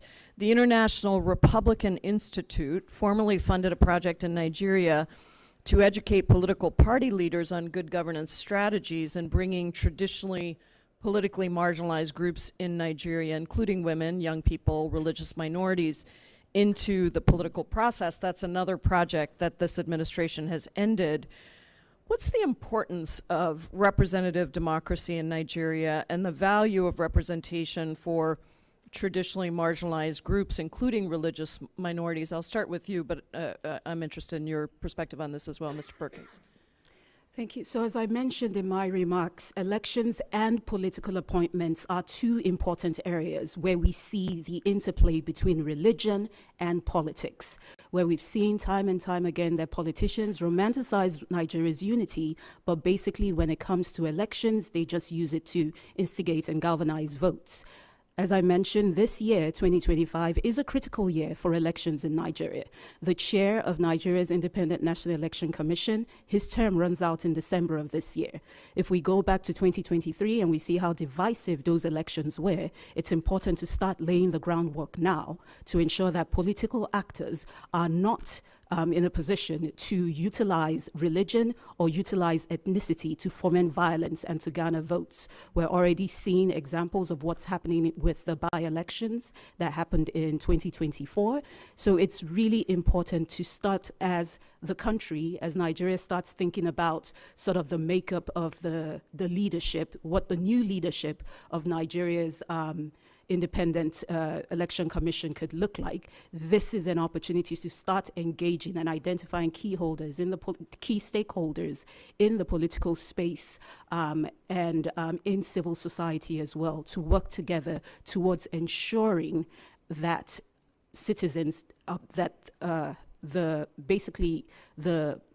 faith of citizens is restored in the electoral process. Thank you. And Mr. Perkins, as I said, I've utilized some of your work and Yusuf's work in other regions because I think it is important for us to be consistent in allowing for all religious freedom, not just for some. And so your views on how religious freedom and governance, good governance and democracy interact, and why it's important to ensure that we really are protecting it in a place like Nigeria, where you have a very divided population religiously, and you need to pay attention to all religious freedom. How would you speak to the importance of that? Well, thank you for that question, and I appreciate your interest in this, and you've correctly analyzed it. I did a lot of interfaith work in the Middle East, sitting down with imams, sitting down with evangelicals in places where they were a very extreme minority. Here in Nigeria, it's a pretty much divided country equally. I think it goes back to what has been identified here is the governance of the country and the will of the current administration. Now, we could point to a lot of programs. I bet if you and I sit down and had a cup of coffee, we would identify probably a number of programs that we would agree with. Probably wouldn't agree on everything, but we would agree on some things. We've been doing those programs for decades in Nigeria, and we've not seen the positive outcomes. And so when we moved to see the State Department designate in 2020 this country as a country of particular concern, it was to get the attention of the government of the country, so that we might get them to be willfully engaged like we've seen in other countries. So I think this is really not a question about are some of these projects viable and should they be in place. I think we would all agree that yes, there are some. Well, But not everyone agrees, unfortunately. I mean, 83% of these projects have been cut. And I understand that. The question is, do you take a hatchet to something or do you take a scalpel to something? Well, I think we're in a situation where we've got to do something different because the outcomes have not changed. And I think taking this approach, as we're focused on today, declaring this designation as a country of particular concern, hopefully would get the government's attention so that we can have this collaboration to address the underlying issues that has allowed religion to be utilized as a weapon of division. Well, I agree with you that religion is utilized as a weapon too often, and there are extremists in all religions. I've seen that, my birth country of India I'm proud that we've had so many religions living side by side, and my home state of Kerala is the place where we have the most Christians in the country, and so I understand the importance of that. But I again go back to your very important point about all of the pieces that are essential here, and I hope that as we continue this dialogue, we think about what it does when you just destroy everything all at once. The hole that is left in the countries that we have been providing critical aid to is enormous. And we know that extremists go to fill any hole that is there. And so I would just argue that actually it's a very important part of how the United States should be engaging with Nigeria and with countries around the world to not eliminate and create huge holes in humanitarian assistance and in governance and democracy projects and all of these things, because when you do, you are creating another opportunity for chaos to be exploited. With that, Mr. Chairman, I yield back. Thank you very much. I recognize Mr. Baird.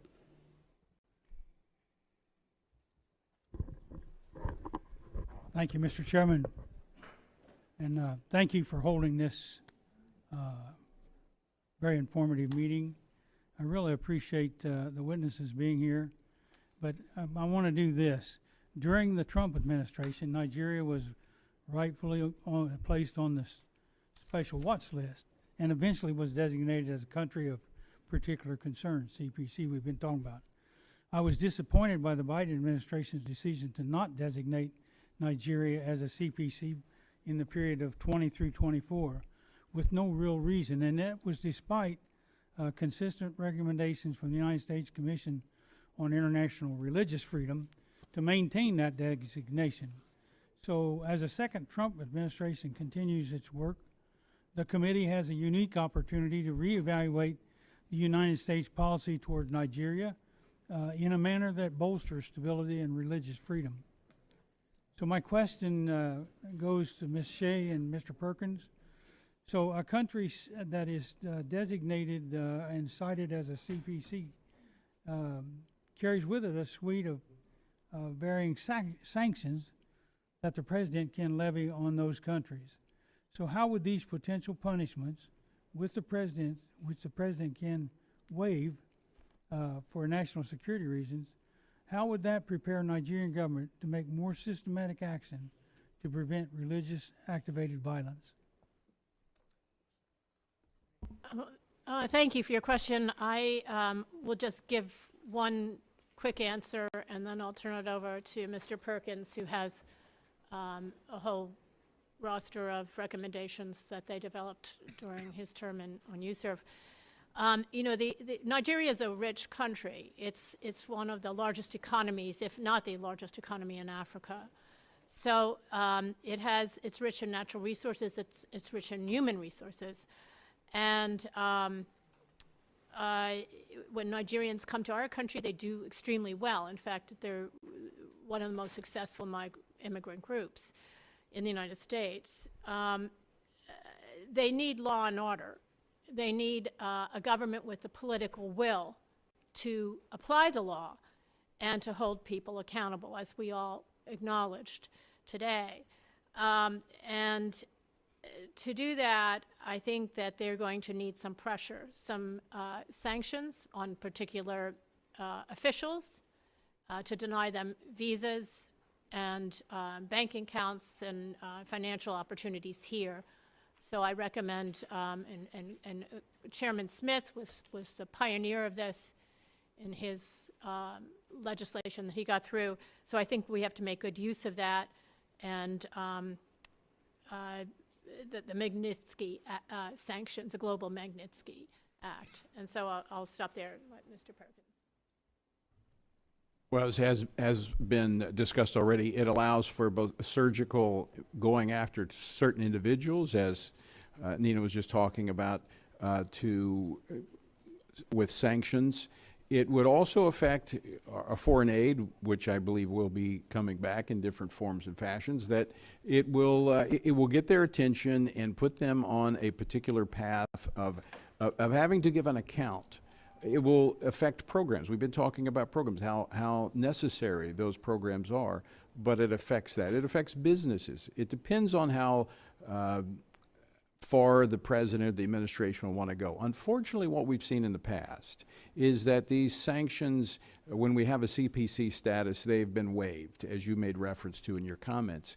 I would encourage the administration not to waive these sanctions, but to apply them until until Nigeria wants to come to terms to address the underlying issues that led to the CPC status. One other question in that regard. You know, sometimes we send this assistance, but it ends up being diverted off because of the situation in the country. And so I think it's important that we have governance, as we've been talking about in this session, in order, and you mentioned that about governments, in order to make sure that the programs are administered properly. So I agree with that. So I thank both of you. So Ms. Bogu, do you have any questions or any concerns? Nothing to add. Thank you. Yeah, before we continue, I want to take our minds back to something. I want to take our minds back to something so that you will know how far the Biafran government have walked before getting down to this point. Now, if you come to APM's account, coming down, coming down, coming down, coming down, coming down. I don't know if my screen is showing up here. Okay. I want to show you guys something. Coming down, coming down. This is APM's account on Twitter. So I want to show you some of these engagement that has existed before coming down to this very day, so that you know the effort of the Biafran government and how far we got down here. Let's be coming, let's be coming, let's be coming. A lot has happened. This happened. There was a meeting that was held before this one over 4 times.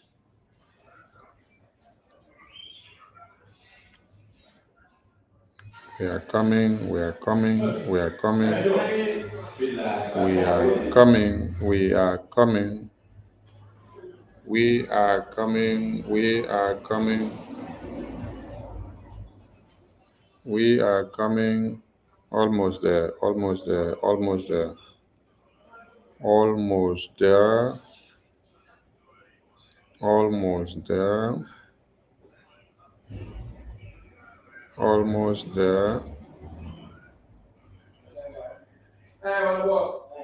Almost there. Almost there. Almost there. Okay. We are beginning to see some of these senators here, and we are looking for Senator Smith, the chairman of this very committee here. This is Samuel Brown. Now we are coming to see Smith. Okay, here you will find Smith in this meeting. Okay, yeah, all right. So here you see Senator Smith, who was the chairman of that committee, is the one that is heading the summit, the debate that is ongoing now, which we are having it on the screen. This Senator Smith, so if you read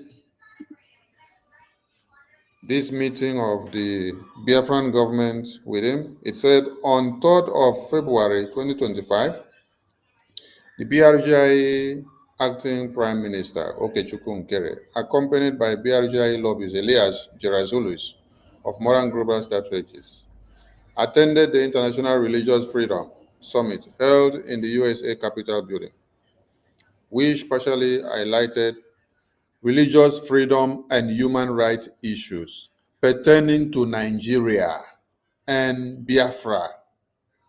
During the IRF summit, the BRGI acting Prime Minister Nkere had productive exchanges and discussions with several dignitaries, including Congressman Chris Smith, whom he has met on several prior occasions, and Dr. Michael Rubin of the American Enterprise Institute.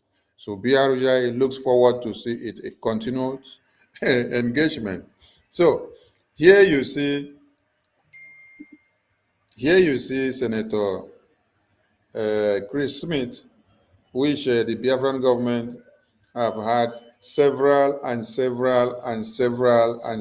meetings with on the discourse of Biafra, and also the ill-fated nature of one Nigeria against the Christians and against the Biafrans. His engagement with the Biafran government started far back in last September of 2024. Far back in last September of 2024. If you go through some of the posts and communications that were published out when Prime Minister was here, you will see that Senator Smith appeared in many of the publication meetings that was held by the Biafran government with the senators, all on the discourse of Biafra.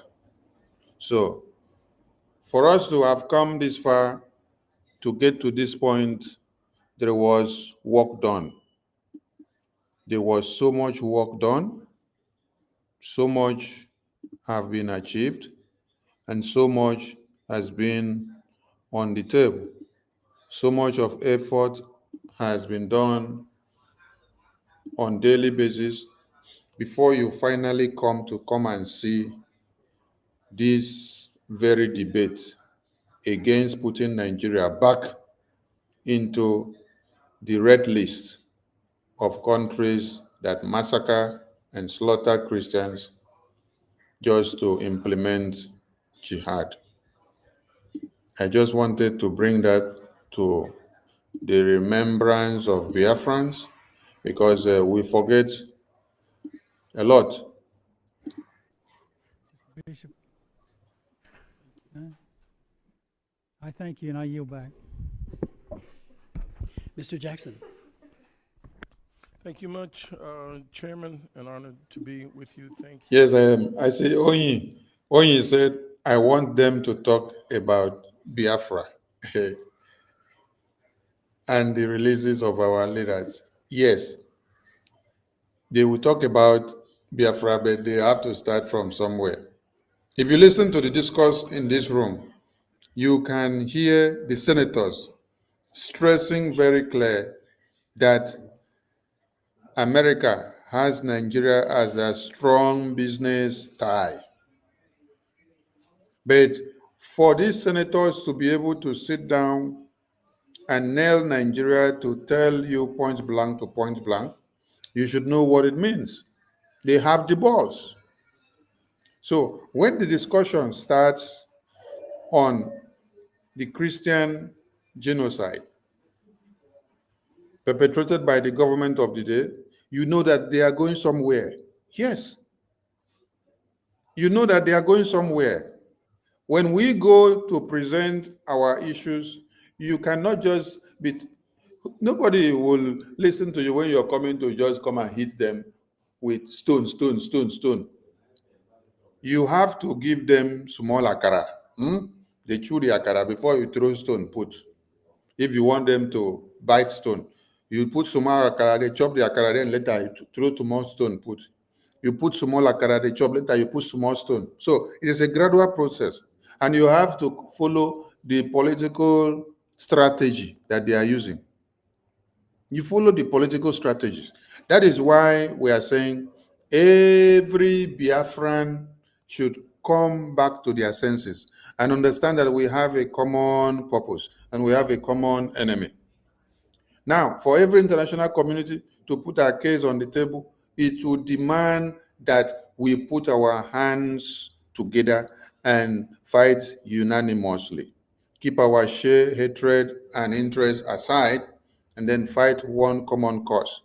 Forget about every other issue that we have, then identify that we have one problem, and it is that one problem that we want to fight on so that we end it. Okay? We have to re-intensify our liberation in the homeland. Let the woto increase in the homeland. When the woto increase in the homeland, America will even be asking you what is happening in your homeland. That is when you tell them, oh, it is about that petition that I drop on your table.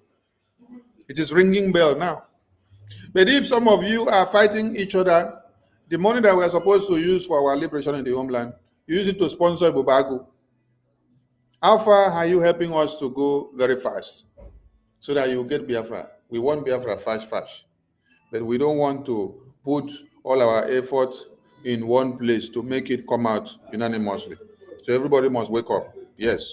If we want it to happen now, bring all your strength back to BRGIA. That's where every donation should go so that our liberation will skyrocket. Each and every one of you for participating today in your outstanding comments. First of all, I'd like to acknowledge, a question in general, are there any Muslims in the panel present today? Gentlemen yield. I'll tell you why I didn't do it. Yes, sir. If we had a Muslim here, when he or she went back, they might be killed. I met with many Muslim imams in Nigeria on several trips. Every time I was told that if they speak out, they're marked and they will be visited.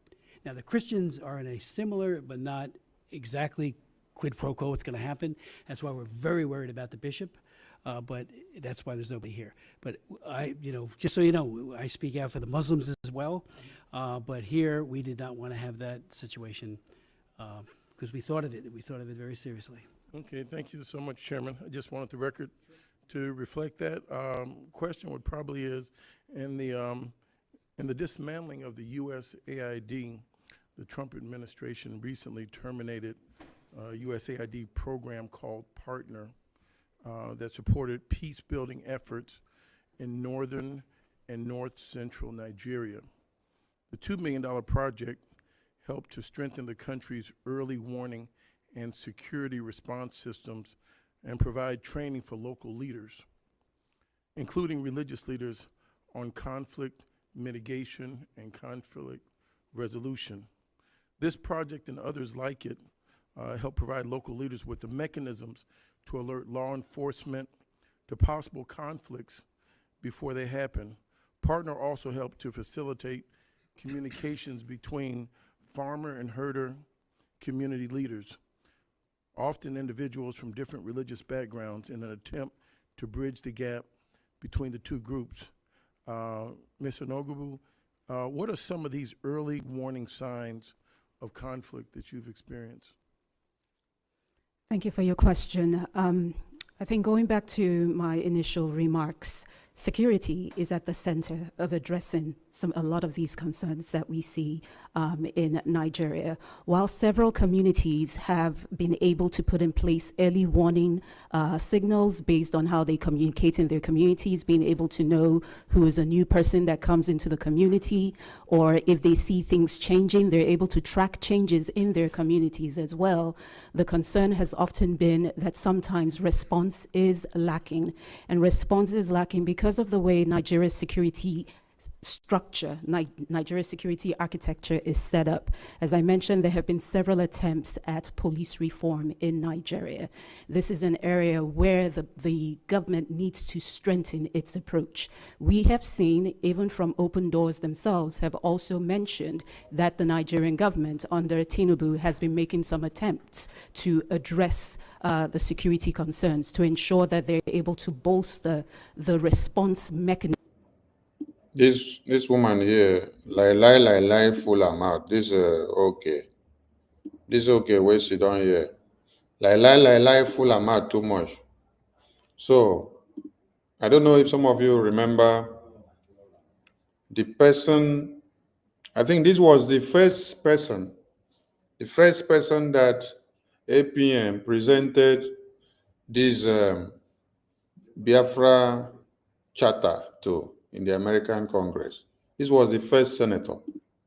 So this is dated far back September 2024.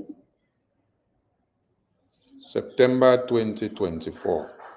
I just want you people to remember and connect the dot about the chairman of this committee, this Senator Chris Smith. Senator Chris Smith, that I showed you people the other photo before. Now I have brought another photo when APM had meeting with the congressmen and submitted the Biafra Charter on the instruction of the Prime Minister. So now you see the works that the Prime Minister has laid down all the way from September 2024, now coming down to 2025. So when you see these discussions on the table, Nigeria is in a very big soup. Nigeria is in a very big soup. So this political and diplomatic game that we have to play for the Biafran government and for United States of Biafra to be recognized, we have to use multidimensional approaches. And that is what is happening here. So when you check, you see we play it like this. There is a template, there is a pattern, and there is a momentum that we need to go. There are ways and manners we will turn things around. So just keep on following the Biafran government, and then you will see how far everything will play out. But all we can tell you is that this is the Congressman Chris Smith, which the Biafran government has made all the way from September 2024, where you saw that Biafra charter delivered to him. So let's go back to the program so that you can continue to listen to this light lady. This light lady of Oge Onobogu. This Oge Onobogu, yeah, she lie, full her mouth. No be small lie. As I mentioned, securities are pretty strong at identifying where the problem areas are, where the gaps are. They should continue to be supported to ensure they build resilient structures in their communities to withstand any sort of violence or intrusion that might come in. But on the security side, on bolstering and strengthening the security architecture, these are areas where we need to focus on to ensure that early response also matches the early warning signals that are coming from communities. Thank you so much. And this is a question open to all. When we talk about security and security drivers, what would you say is the leading cause of the security or the insecurity drivers? So Nigeria is really faced across every region of the country is facing some form of insecurity or the other. There are different forms of conflict, all of them overlapping in some ways or the other, and all protracted over time. So they all take on a different shape or form of Is there their a own. commonality? The underlying issue there is a lack of governance, and also just the weaknesses in holding perpetrators accountable for their actions. That is the underlying issue there. Okay. Would you like to add to that, Mr. Perkins? I agree. And when we're talking about the issue of governance, it's really kind of the hub, which the spokes are the programs. And without the hub, the programs don't really work. They'll collapse.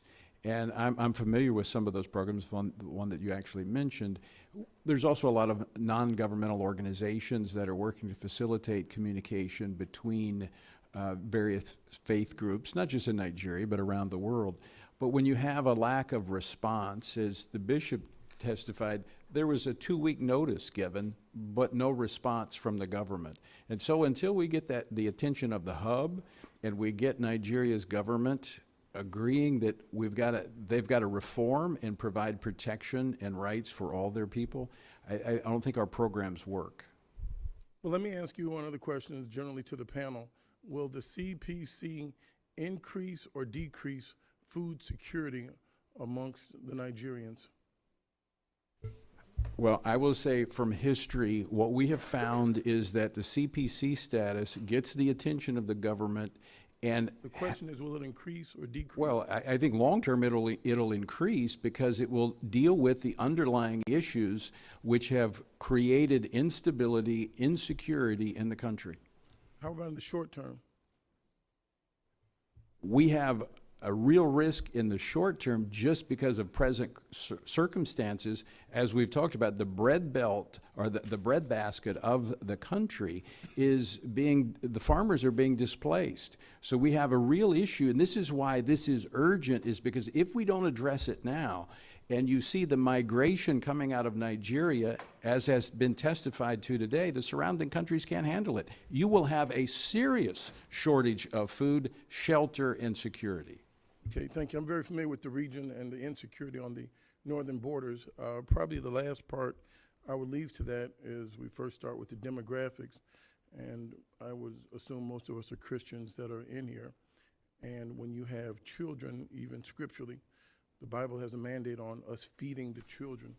And I don't think many of the children in Nigeria are that ideologically drawn. If you look at more than half the population, the 110 million people that are under the age of 18 years of age are not that ideologically driven. And I looked up a number that yesterday I found probably pretty astounding, that 41% of the population of Nigerians are under the age of 15.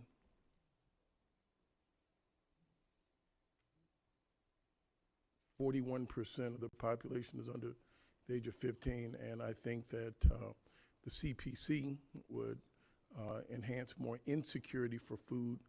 I think it's very important that you feed children, and out of that you can gain their attention. Even we know the scriptures of Jesus having had the lunch and fed the multitude, and he brought those children in, he fed them and asked them to come forward. Ms. Shea? Yes, thank you. Yes, I agree that food and medicine need to continue in our foreign assistance programs for Nigeria. I think that we also need to tackle the underlying issues of terror and violence so that people can go back to farming, because there's no dearth of arable farmland. So I do think that giving hope, sustaining the people during this period is important, but it's also important to correct the problem, because this is a man-made problem of extremism, of violence, of AKs being handed out, and it's outrageous that the government doesn't take back the land that's been taken and give it back to their proper owners. That's no way to run a country. So The beauty of CPC is that it has sanctions that are surgical, that can target particular people, not the entire country.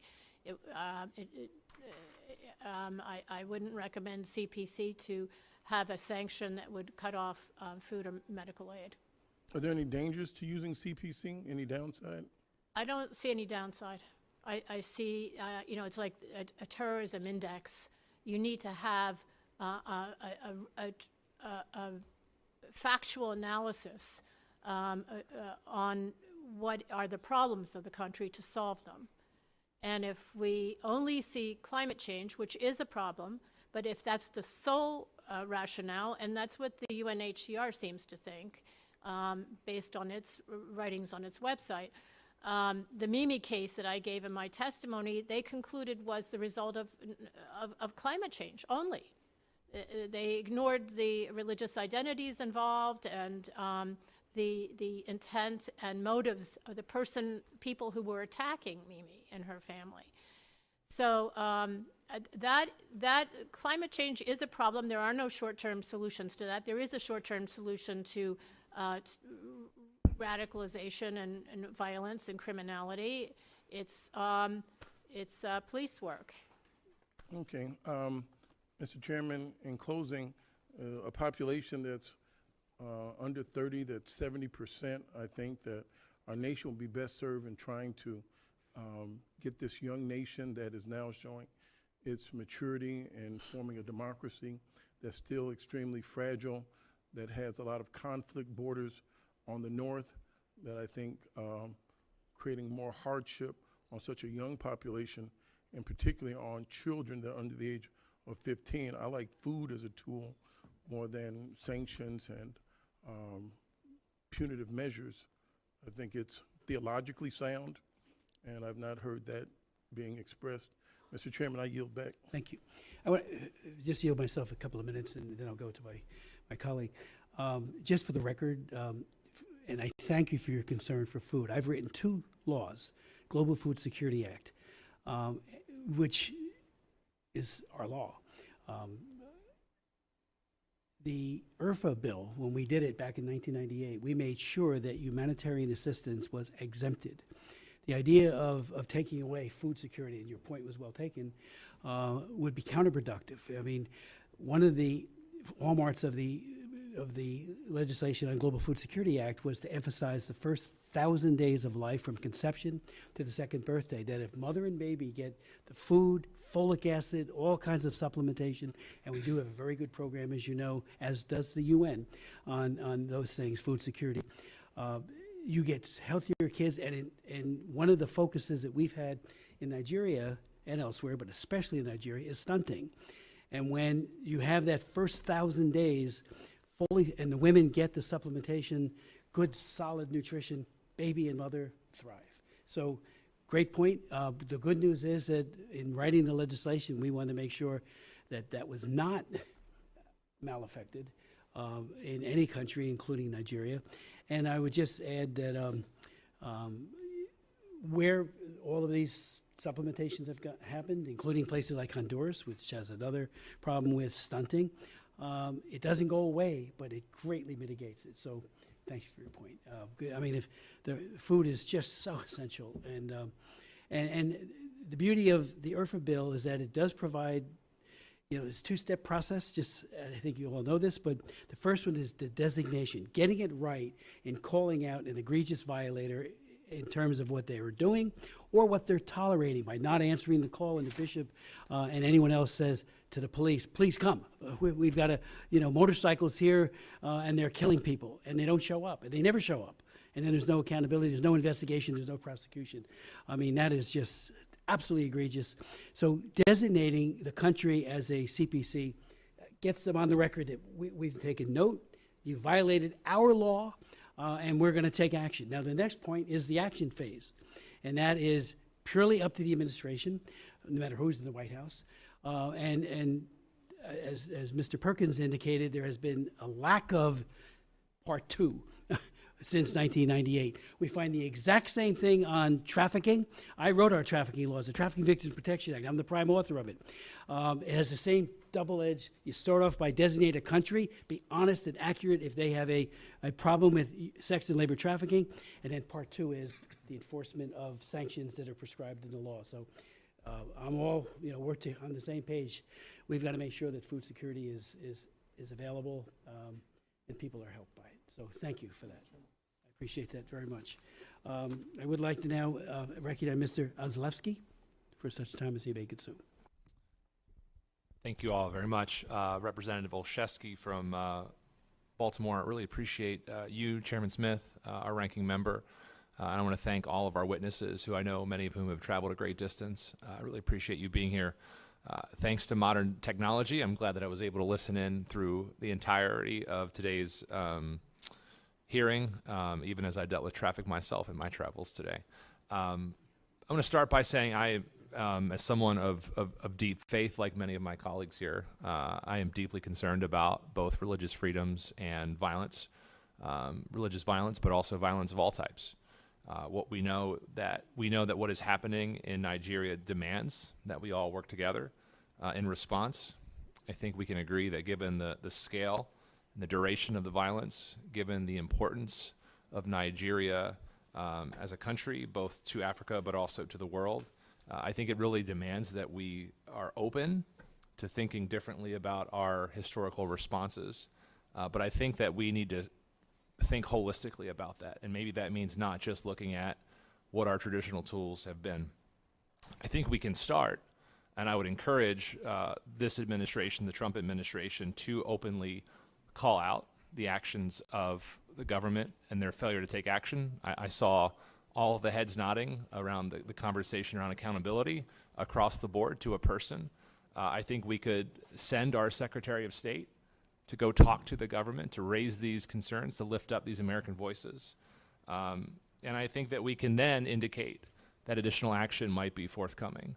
I think what's troubling, as some of my colleagues have raised, however, though, is that even as we're contemplating sanctions and actions, we are seeing a retreat of our investment and our involvement in the country. A lot of conversations already happened around USAID, so I won't retread those, Mr. Chairman. But I do want to dig in a little bit around the issue of education, which is one of those issues that's deeply personal to me as a former educator. And it's also one of those places that have not been exempted from the funding freeze and the retractment that we're seeing. And I see the Bishop nodding, and I actually wanted to direct one of my questions to you, Bishop, because as my colleague, Representative Jackson, mentioned, there are so many young people in this country. They're the future of the country, and education, I think, is so foundational to the success of Nigeria, but also to combating this religious persecution, the religious violence that we're seeing. And so, we know, for example, that Boko Haram and other terrorist organizations have targeted schools to undermine education across the country. An estimated 2,000 Christian schools were attacked in Nigeria between 2009 and 2021. Hundreds of teachers have been deliberately killed, with thousands more forced to flee. We know that also, since 2014, the U.S. has invested in our primary education system in Nigeria, helping 2.9 million students improve their literacy and training in 21,595 teachers. And out-of-school youth programs, we've reached almost more than 500,000 children in affected conflict regions. Again, we know that proper education and effective education is a key to drive out violent extremism. Again, the Trump administration canceled our education programs in Nigeria, so I would say, Bishop, if you could just speak a little bit about how we can keep our children safe and our educators safe, and the impact of these programs, and I'd just also open it up to anyone else on the panel who might want to talk a little bit about the importance of investing in education to tackle some of these issues as well.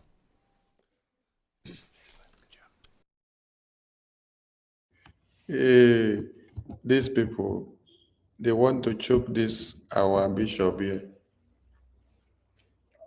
You see, some of these senators are even making me laugh. This senator brought I say senator, these reps, this bishop is here to tell you how many people Nigeria have massacred, how the Fulani terrorists are killing our people. And he wants you to sanction Nigeria And then you are asking him question of, with the policy of Donald Trump that has closed down the agencies that you people are using to collect money from Nigerian government, how are we going to use these agencies now that it is shut down to be able to feed and take care of the children? If these children are massacred by the Fulani or Boko Haram terrorists, the money you collect from American government, which children will you feed with the money? When there is no security for the children that you're talking about. That is why this bishop here is telling you there is no security for the children that you want to feed with the American money that America is funding all these agencies and all these aids. The children are being massacred even in the IDP camps. They are also being massacred in their schools. They are being massacred in the hospitals. The babies are cut out of the mother's womb. The pregnant women are butchered into two. So before you start talking of appropriation of funds from American government, talk about the existence of the people that will utilize the funds first. This is the message and the issue that we are tabling on ground. Because what I have seen here now, listening for so long, is that most of these reps here seated, they are using these debates as a point of contact to the agencies that have been shut down by Donald Trump because of the corruption that occurred. They don't seem to understand and believe that 95% of this money sent out from American government to Nigeria in the name of taking care of the babies and children and women, that it is used to fund the Boko Haram jihadist terrorists, to kill the same children that they themselves are thinking they are sending the money to take care of. So it's like you create an IDP camp, you continue to create more. America will be sending you money, you use the money to create more IDP camps, and then you are giving 95% of the money to the Boko Harams to get more weapons. Then you use the same 5% of the money to create more IDP camps, to buy food and buy electricity and buy water and buy this and buy that and give to the same remnant that the Boko Haram is killing. The main point here is stop the funding, stop the terrorists by sanctioning the government. With that now, it will weaken the powers of the government to even collect any money and fund the terrorists, or to even have power to protect the terrorists. Instead of you still making waves to see that those agencies that have been shut down that misuse the money for Boko Haram terrorists now come back to play. Thank you very much for your intervention. But I think also, just like you said, education is the key to the human development. And education for us is not just academic excellence or pursuance, but the holistic approach to the person's life.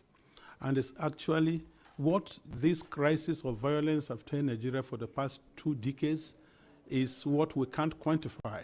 In villages where schools have been closed down, burned, and people have left, these children are in the camps. God bless you. God bless you. God bless you, Bishop. The children are in the camps, and now they are talking about taking care of the children. Instead of, will you continue to take care of the children that are living in the camps? You create more camps, you build more camps. Or you will go to the root cause of the problem, which is the Nigerian government. Sanction them first, start taking measures of not selling any arms and ammunition to them, stopping many things that flows in and flows out, stopping their officials from traveling in and out, sanction them in many policies, sanction them in the International Monetary Fund, sanction them in participating in some World Health Organization, sanction them in the Commonwealth body, sanction them in many, many, many, many, many international conventions and bodies. So you don't try to continue to build more camps. Somebody is already in the camp. You want to take food to go and give the person in the camp. When you are not quenching the root cause of what led that person to the camp. Go to the camp, ask the question, what brought you to the camp? It tells you it's Boko Haram. Who is sponsoring the Boko Haram? Nigerian government. Tackle Nigerian government, which is the root cause. Sanction them, work on them. From there, the power of Boko Haram will start getting dwindled. Then the people that were in the IDP camp that you went to look for, you will not even be the one to go and look for them again. When they see that the traitors that were killing them are losing weight, they will start gaining power to defend themselves. Thank you. This bishop is really, really educating you people at this very point too. I don't know whether after now he will change his brain.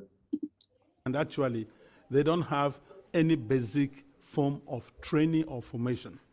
And of course, some of them survived looking at their parents being killed. Maybe they were able to run, young children, age of 12, 13. Okay. And then some, seriously and of serious concern, women are still giving birth in this camp. Inside this camp. And without education. Okay. I'm not talking of health or dignities for the women and all Okay. that, but this basically means. So you want to carry medication to go and give these people inside this camp for them to continue living in the camp for the next 10 years, 20 years. Because this thing started far back in 2010, 2011, 2009, 2008, 2007. That was when all these things happened. Since then, you people have been sending aid. You send aid under USAID, USAID. You send aid. When you send the aid, they divide the money. Some go to Boko Haram, they use 5% for it. Some go to Boko Haram, they use. So you continue sending. For the past 30 years, you're sending aid. You don't want to solve the problem, it's only to send aid, send aid, send aid, send aid. This man is telling you now, you cannot continue sending aid. We want a lasting solution. You have some people who are about 18 years In who the have camp. not really had any basic education. Okay. In some of these camps and these states. And of course, it's difficult to change their orientation or mentality. Some of them are already, because we need to de-radicalize them from some of these things that is going on in their minds. And if education is close, I tell you, that is like we are breeding another group of Terrorists. At the age of 25, they become old enough to handle whatever they want to, and then nobody will stay. And what we do maybe on my local level, as a bishop, we had what we call education in emergency, which actually working with the state government, also my own, there are about 200 and something of these children, though not those in primary school, but secondary school, in all my schools. 250 something in my schools, because these we can give them burden education. But I know what it means. What about the younger ones who can't leave their families or leave their mothers? We have talked severally with the government to establish the schools in these camps, whereby some of these people who are displaced are degree holders who can also take care of them, and the government pay them the stipends for them to keep, and the government is not interested in it. But I tell you, this is going to spell doom for a nation in this present age. Government is not ready to do it and not listening, but this same government can rehabilitate Boko Haram. They can send Boko Haram to university. They can send Boko Haram to Dubai to study and come back. They can send Boko Haram to Sudan. They can send Boko Haram to America to study and come back and get a degree. Boko Haram can become the president of Nigeria. Boko Haram can become the inspector general. Boko Haram can become the CP of police. Boko Haram can become the field marshal of Nigeria.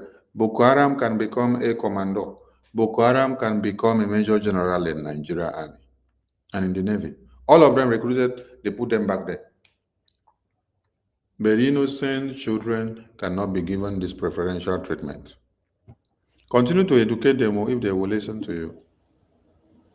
Because this woman seated here, this one, this, okay, this one, another problem.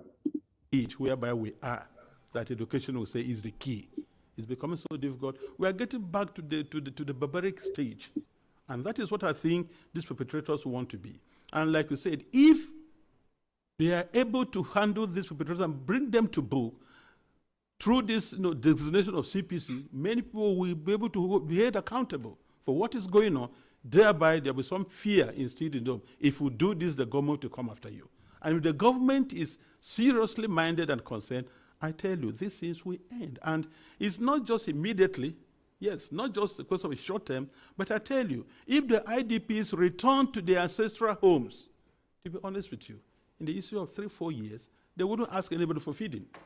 5 years ago, they weren't asking us to feed them. 10 years ago, they weren't looking for food from anybody because they are subsistence farmers taking care of their needs, training their children, because I'm a victim and I come from such a background. My father, my parents were farmers. And that way he trained us.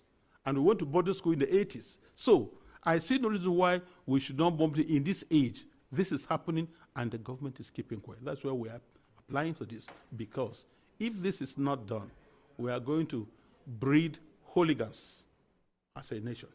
So just with that, Mr. Chairman, I will recommit to work with you and this subcommittee on any other actions we can work together on to look at this differently. I appreciate the answer and just will, I think, reinforce my earlier point that I hope to see this administration act in the meantime, and also hope to work to find ways to not just reinstitute our funding for education, but also I think this reinforces the point we should be doing more to help, especially our young people, whether it's vocational training so they can become subsistence farmers, or to do more to ensure that we have this lack of radicalization among our young people. I think it's so important that we catch people young.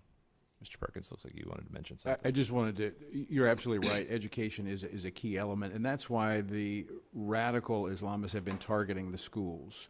There's been 17 mass abductions in the last 6 years from schools. Over 1,700 kids have been snatched out. And the reason for that, number one, is targeting girls to keep them from getting the education. So again, it's the underlying issue of security and the government performing its role.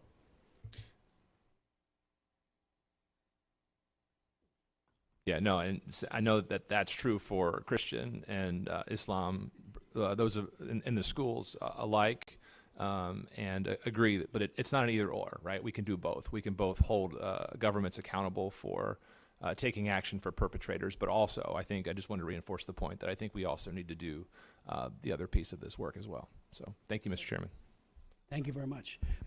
Just to conclude, and anything you'd like to add as we close, I would like to recognize Pastor Emmanuel Ogabi, who good friend.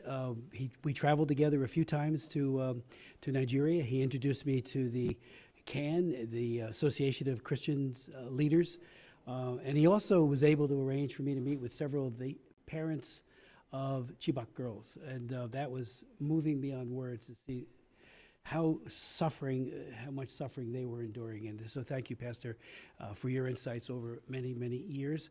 We're also joined by Pastor Akila Yusuf, who's the regional overseer of the All House on the Rock churches in Northeast Nigeria. He's the president of Cutting Edge Ministries Network, about 200 pastors in the Middle Belt region. So thank you to him for being here today. I deeply appreciate that. Just to conclude, and again, any final comments you might want to make, I would note that the bishop's village was burnt yesterday. I mean, it's like it's ever present, the violence that's being endured by the Christians, and to a lesser extent, but no less significant, by the Muslims who are pious and want to live out their faith. I remember meeting with one imam who told me, and he spoke very highly of Christians, and he said, Boko Haram is not us. It's not us, but we can't speak out. If we do, we're targeted. And so another reason why we do not have a Muslim cleric from Nigeria here today. But if you wanted to, let me just also point out the letter that came to Mr. Hazenga, part of our frustration has been that the Nigerian government has not been successful, and they even acknowledge it in a letter explaining why they did not redesignate the country of particular concern to Nigeria. And they said the government has been working to find solutions to the problems, but has been largely unsuccessful in addressing these threats. How hard have they really worked? I mean, you know, law enforcement is so basic to any functioning society, and if the killers and the murderers and the rapists can operate with impunity, that democracy is in dire threat, and individual lives of believers are then put in grave risk as well. Bishop, your point today in your testimony where you said militant Fulani herdsmen are terrorists, they steal and vandalize, they kill and boast about it, they kidnap and rape, and they enjoy total impunity from the elected officials. None of them have been arrested and brought to justice. That is the message we are bringing to the government, that we are aware of it, and we're going to do everything we can to try to get a CPC designation immediately from this administration. What they do in terms of sanctioning is purely up to them, but hopefully there won't be a need, because there will be a movement towards trying to address these unaddressed needs. And it's not like a lot of us haven't been raising it for decades. I have, you guys have, Nina, you've been doing it forever.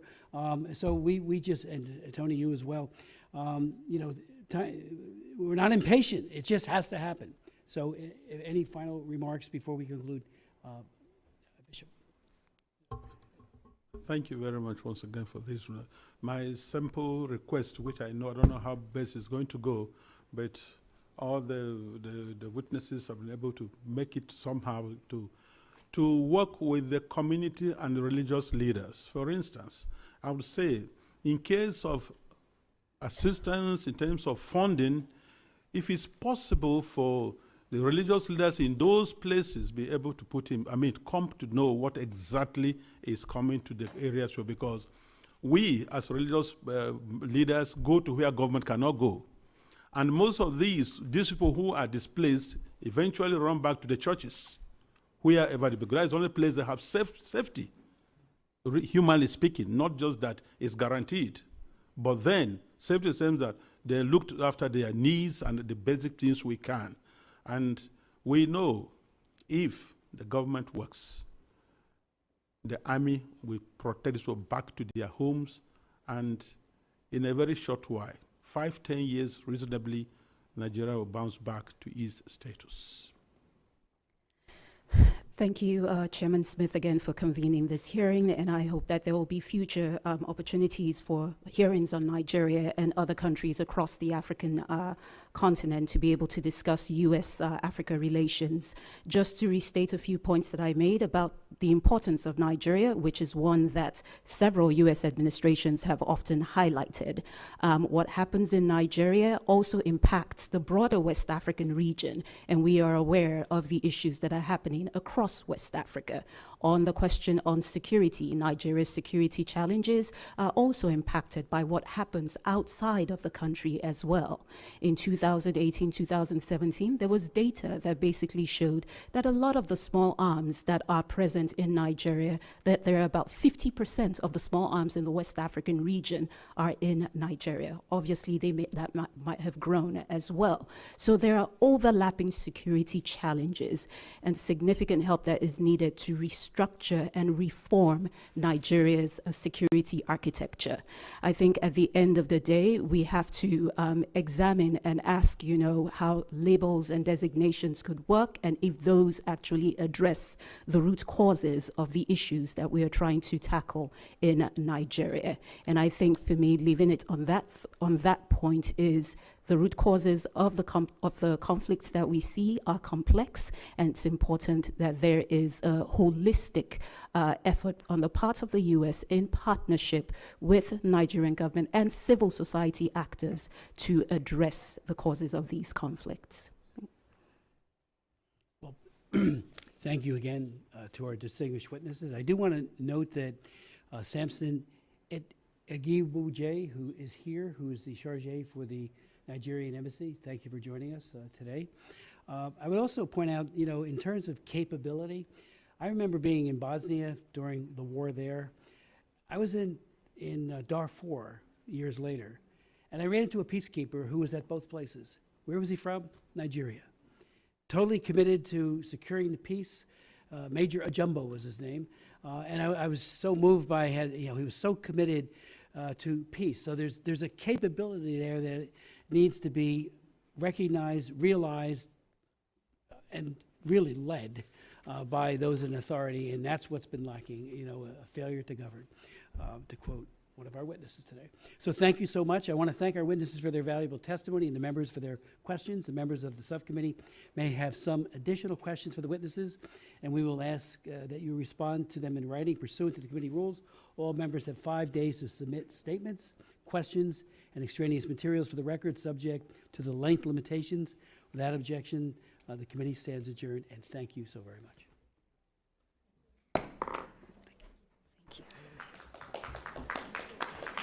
Thank you.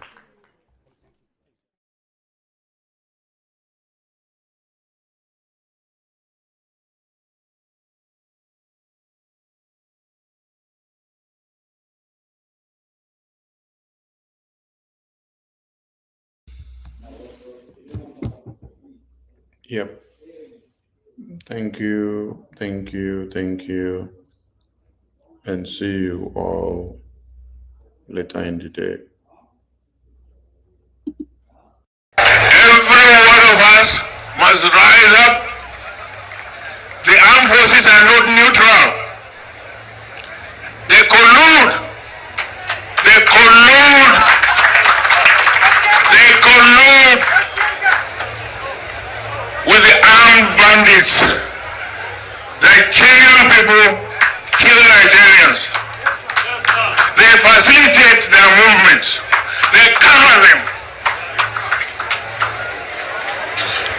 If you are depending on the armed forces to stop the killings, you will all die. Every one of us must rise up. The armed forces are not neutral. They collude. They collude. They collude with the armed bandits. They kill people, kill Nigerians. They facilitate their movements. They cover them.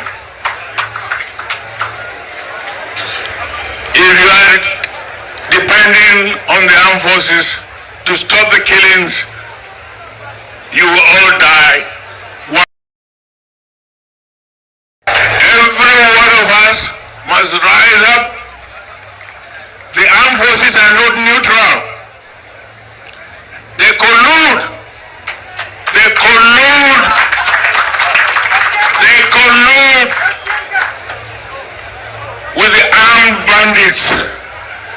They kill people, kill Nigerians. They facilitate their movements. They cover them.